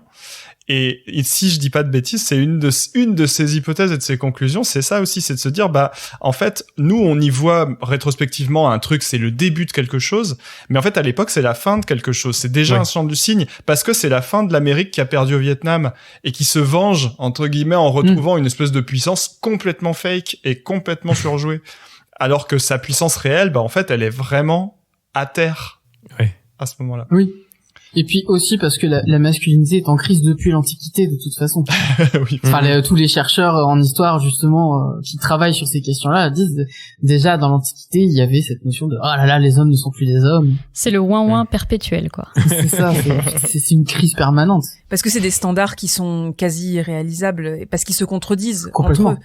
C'est-à-dire que c'est très compliqué de tout. Il y a qu'à voir le moindre conte de Gomuscu comme tu les as appelés tout à l'heure, mais même le fameux truc du mec alpha où l'homme alpha, il est censé, en même temps, il parle que de nana et tout son truc, toute sa vie semble tourner autour du fait de séduire, de séduire globalement les nanas, mais son patron aussi, la vie, le monde, et en même temps, les autres c'est de la merde, les nanas c'est nul et ça doit pas prendre d'importance dans ta vie, et en même temps 80% de ton existence tourne autour du fait de devoir séduire et d'être naturellement un séducteur qui en impose, etc. Enfin, si tu suis vraiment tout à la lettre de ce que doit être l'homme alpha, c'est quasi impossible à atteindre en soi. Beaucoup de trucs se contredisent entre eux. Comme quoi, vous voyez, la vie des hommes, c'est compliqué aussi. Hein. On a raison de pleurer un peu des fois. On a des injonctions contradictoires et tout. Hein. C'est pas facile tous les jours, c'est vrai. Non, mais c'est le principe du dad bod. Hein. Une fois que t'as une famille, soit t'as un corps de papa, soit tu continues à aller à la salle et auquel cas, t'occupes pas ton rôle de papa et t'es une vraie Romain, merde. Tu dis ça pour justifier que tu vas pas aller à la salle. Ça fait 3 ans que j'ai arrêté le sport, hein, complètement. Je pense qu'on peut être papa et aller à la salle, mais ça prend du temps sur d'autres trucs, c'est sûr. Tu peux pas. On en revient sur à cause du podcast, tous les trucs que tu ne fais pas. Encore une fois, quelque part à cause de Raph. Et regarde, on a fait 20 émissions. C'est vrai, c'est 1h30, 2 heures à chaque fois. Tu comptes tout le temps que t'aurais pu passer à soulever de la fonte, là, vas-y. Punaise. Ouais, On sent qu'on est sur un épisode bilan, là. Une invention sans avenir, le podcast des hommes soja et des dad bod. Cet épisode sera renommé Pourquoi est-ce que tu n'es pas Christian Bale? Et voilà, on va tous s'interroger Voilà. collectivement. Bah moi, je suis Christian Bale en phase ascendante, moi, Oui. en ce moment. C'est très clickbait, ça. C'est ça. Ouais. Par contre, on n'est pas des hommes soja, on est des Homo sapiens. Oh, c'est beau, ça. J'aime Oh, ça. les zoomous Je la garde. sapiens, c'est mignon. Je l'aime bien. Tellement mignon. Bon, on va s'arrêter sur celle-là. Merci d'avoir mis... Stop. Arrêtez de parler de muscu. Le chant du cygne de la blague. On peut pas dériver sur un calembour plus représentatif de cet épisode. On va terminer comme d'habitude avec des conseils que chacun et chacune peut donc apporter, des choses dont on n'a pas parlé dans l'émission. Le thème est quand même très très large aussi. Aujourd'hui, on a parlé de beaucoup de choses différentes. Bah, moi, je commence, allez. Parce que les Raph. muscles, ça m'a fait penser à un film que j'aime beaucoup, qui est Beau Travail de Claire Denis, qui doit avoir une vingtaine d'années maintenant. Et je sais pas pourquoi, je finis toujours par revenir sur ce film, alors que je l'ai pas vu depuis hyper longtemps, mais là, il y a pas longtemps, on m'a posé la question, ce serait quoi ton film préféré? Je sais jamais quoi répondre, j'ai sorti celui-là au hasard. Et après, je me suis dit, en fait, franchement, C'est peut-être mon vraiment film bien. C'est peut-être une bonne réponse. J'en sais rien, je l'ai pas vu depuis des années, mais si ça se trouve, c'est encore vrai, j'en sais rien. Il est hyper bien. Il y a plein d'hommes musclés, tout le temps à poil sous le soleil, filmés par une femme. Ça donne un truc qui est pas spécialement très woke, dans le sens il n'y a pas de grandes conclusions sur qu'est-ce que ça dit de la vie ou du monde, etc. C'est très en retenue, mais moi j'adore. C'est quand même des corps militaires dans l'histoire. Tout à fait. C'est bien le seul truc que je supporte dans les militaires. C'est quand ils sont à poil. Filmé par Claire Denis. Filmés par Claire Denis. Ouais. Alice. Je vais vous conseiller un petit film britannique qui s'appelle In From the Side de Matt Carter. Et c'est une histoire d'amour homosexuel dans un club de rugby. Et si vous avez envie de voir des corps musclés, mais pas dominants et filmés d'une autre manière, c'est vraiment un très beau film. Elsa. Un truc dont on n'a pas parlé forcément, mais parce qu'on peut pas aborder tout, c'est le corps. Enfin, quand on parle du corps au cinéma, forcément, on peut penser aussi au cinéma d'horreur et au cinéma de genre. Et voilà, on n'a pas du tout parlé, mais c'est quand même un pan hyper fort de tout ça. Et du coup, moi, j'aurais forcément envie de conseiller Freaks de Todd Browning, puisque là, on est face à une bande de freaks, du coup, comme on les appelle dans un freak show, qui sont joués par des personnes en situation de handicap et qui sont vraiment des personnes qui faisaient partie de cirque, etc. à l'époque. Et je donnerai aussi comme petit conseil le court-métrage. Alors je dis le court-métrage parce que je n'ai pas vu le long, mais je sais qu'il y a un long-métrage qui est adapté de ça. Mais le court-métrage, je l'ai vu plein de fois, je le trouve incroyable. Piggy de Carlota Martinez Pereda, qui est une histoire d'horreur, bon, je sais pas à quel point on peut dire horreur, en tout cas un court-métrage assez violent qui traite notamment de la grossophobie. Donc du sexisme et de plein de trucs, mais vraiment Piggy, regardez ce court-métrage qui dure je sais plus 13 ou 14 minutes et qui je trouve est extrêmement bien fait. Parfait, j'ai l'impression qu'Arcani a validé tous tes choix. Il y avait du headbang dans le... C'est ça. Est-ce que t'en as d'autres, Arcani? On a parlé de l'extérieur du corps humain, moi je vais vous parler de l'intérieur. Ah oui. Je vais vous conseiller un documentaire. Je mets quand même un très très gros avertissement, il est très intense. Pour vous donner une idée, j'ai fait un malaise en plein cinéma. Super. Ça s'appelle De Humani Corporis Fabrica. C'est un projet de chercheurs et chercheuses franco-états-uniens, donc c'est financé par Harvard. Et en gros, ils ont tourné pendant plusieurs années à l'AP-HP, donc l'Assistance publique des hôpitaux de Paris, les différents hôpitaux de Paris, et on a des images de chirurgie, des images dans le corps humain. On est vraiment dans le corps humain, et on ne sait pas où. On devine. On a l'impression d'être dans du Cronenberg par moment, et c'est contrebalancé par le discours extrêmement banal des médecins qui sont en train d'opérer. Ah oui. On a aussi la notion du corps hospitalier et du bâtiment hôpital, puisqu'on se déplace aussi dans les couloirs. C'est très intense, bon, parce que c'est physique, mais c'est aussi intense émotionnellement, parce qu'on on entend des témoignages, des choses qui sont assez belles et crues parfois. Donc voilà, si vous le voyez, essayez d'avoir un très bon son, parce qu'il y a un gros travail sonore qui est important. Oui, ça a l'air, dans ce que tu dis, notamment sur les contrastes intéressants entre l'image et le son, ça m'a donné très très envie. Qu'est-ce que je vous conseille, moi ? On a parlé c'est ça, dans la triade des cinéastes du corps, Claire Denis, John McTiernan, David Cronenberg. Bon, évidemment, vous pouvez aller piocher à peu près ce que vous voulez chez ces trois-là. Mais t'as pas dit Keshish Non, on n'a pas dit Keshish. Moi, je vais aller vous conseiller deux séries d'animation, pour justement avoir des corps qui sont pas des corps filmés.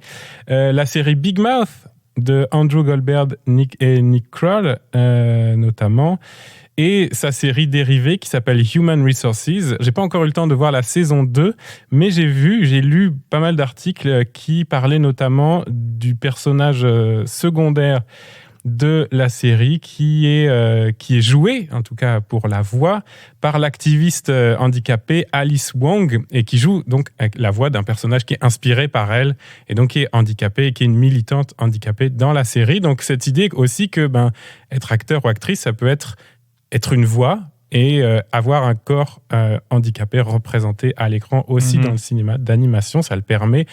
C'est Human Resources. Merci d'avoir été avec nous aujourd'hui. On a parlé des corps, on est rentré dedans, même un petit peu à la fin. On va faire une petite pause pour l'été et puis on se revient en septembre après la rentrée de tout le monde. Ça va vous laisser quelques semaines évidemment pour réécouter les 20 épisodes de Une invention sans avenir. Et puis pour aller suivre les projets, les comptes Twitter et les chaînes Twitch de nos chroniqueurs et chroniqueuses du jour. Alors c'est le moment auto-promo. Arcani, il va y avoir des nouveautés pour toi bientôt, j'ai compris. Il y a une assez grosse vidéo qui sort sur YouTube courant juillet. Et je vais donner un indice que j'ai pas encore donné, mais on va citer Pierre Desproges. Elsa, où est-ce qu'on peut te retrouver tout l'été ? Alors moi, on peut me retrouver sur Twitch. Normalement, à la rentrée, il y a aussi d'autres vidéos du coup qui vont arriver sur la chaîne YouTube. Et en plus de ça, pour l'instant, dans les tuyaux, mais c'est vraiment à l'état de projet, il y a un projet aussi de court-métrage d'horreur sur le handicap, justement. Et oui, tu nous en as parlé, c'est vrai. On a hâte de savoir un peu comment ça avance tout ça dans les prochains mois. Très cool. Alice, où est-ce qu'on te suit ? On me suit sur Twitter au nom de Philopoulpe. Et là, tu vas pouvoir tweeter sur tes vacances et non plus sur les grèves et On change de la sujet. vie de prof. Ouais. Raph ? Raphaël Jodon sur Twitter, et puis comme tu disais, vacances, donc venez me croiser à la plage, en festival, ça va être la saison des festivals. Venez me croiser à la plage. L'auto-promo. Ouais, c'est ça. Non, je n'aurais aucune autre promo que juste aller assister à des concerts dans des champs avec du son trop fort. D'ailleurs, j'en profite pour faire un shout-out au festival du Plein Air Fest qui a lieu, je pense, le week-end qui arrive, si cet épisode sort bien à la date où je pense qu'il va sortir. Gros big up à eux parce qu'ils font un super boulot, un petit festival de métal dans la région lyonnaise, et donc j'y serai comme tous les ans parce que je trouve ça bien de soutenir des gens qui sont pas trop des gros sacs à merde, comme par exemple le Hellfest. Oh là là. Ouais. C'est bon, et moi en parlant de musique, vous pouvez me retrouver tous les mardis et vendredis matin de 10h30 à midi sur CISM. Oui, parce que pendant l'été, mon émission qui s'appelle C'est un tube et qui parle de chansons francophones, elle est diffusée 2 fois par semaine. Wow. Alors je suis très content. Wow. Et puis ça se retrouve également sur vos applications de balado préférées. C'est un tube. C'est là aussi en balado que vous allez retrouver Une invention sans avenir. Donc 20 épisodes à écouter ou réécouter pendant l'été, et on se retrouve à la rentrée en septembre. Ouais, on va se dire et ça. peut-être on peut dire, parce qu'on oublie tout le temps, n'hésitez pas à nous mettre des notes quand vous écoutez les épisodes, une petite note sur Apple Podcast, Spotify ou autre. C'est le genre de truc qui nous aide pas mal et ça prend vraiment pas très longtemps. À part si vous voulez mettre une mauvaise note, dans ce cas-là, abstenez-vous. Mais mettez une mauvaise note, on s'en fout, ça fait monter dans l'algo. Ça fait du clic. Merci d'avoir été avec nous à l'écoute, merci d'avoir été au micro, à vous 4, et puis bon été. Alors je dis pas bonnes vacances, il y a beaucoup de monde qui travaille, et moi notamment. À bientôt, bye. Au revoir. Et salut. Bon été. Je fais de l'activité physique depuis que j'ai 15 ans. Et j'ai jamais arrêté le sport. C'est juste une hygiène de vie, quoi. J'ai besoin d'en faire. Et toi, quelle est la perf dont t'es le plus fier? Dont je suis le plus fier? Ouais. Le Dragon Flag. Tu sais, c'est l'exercice de Bruce Lee que Stallone fait dans Rocky 4. Ah putain, oui. Pour les abdos. là. Ouais. Ouais. Spéciale dédicace à Jimmy qui adore cette scène. Il a du goût. Il a du goût. Your body, my body, everybody work your body.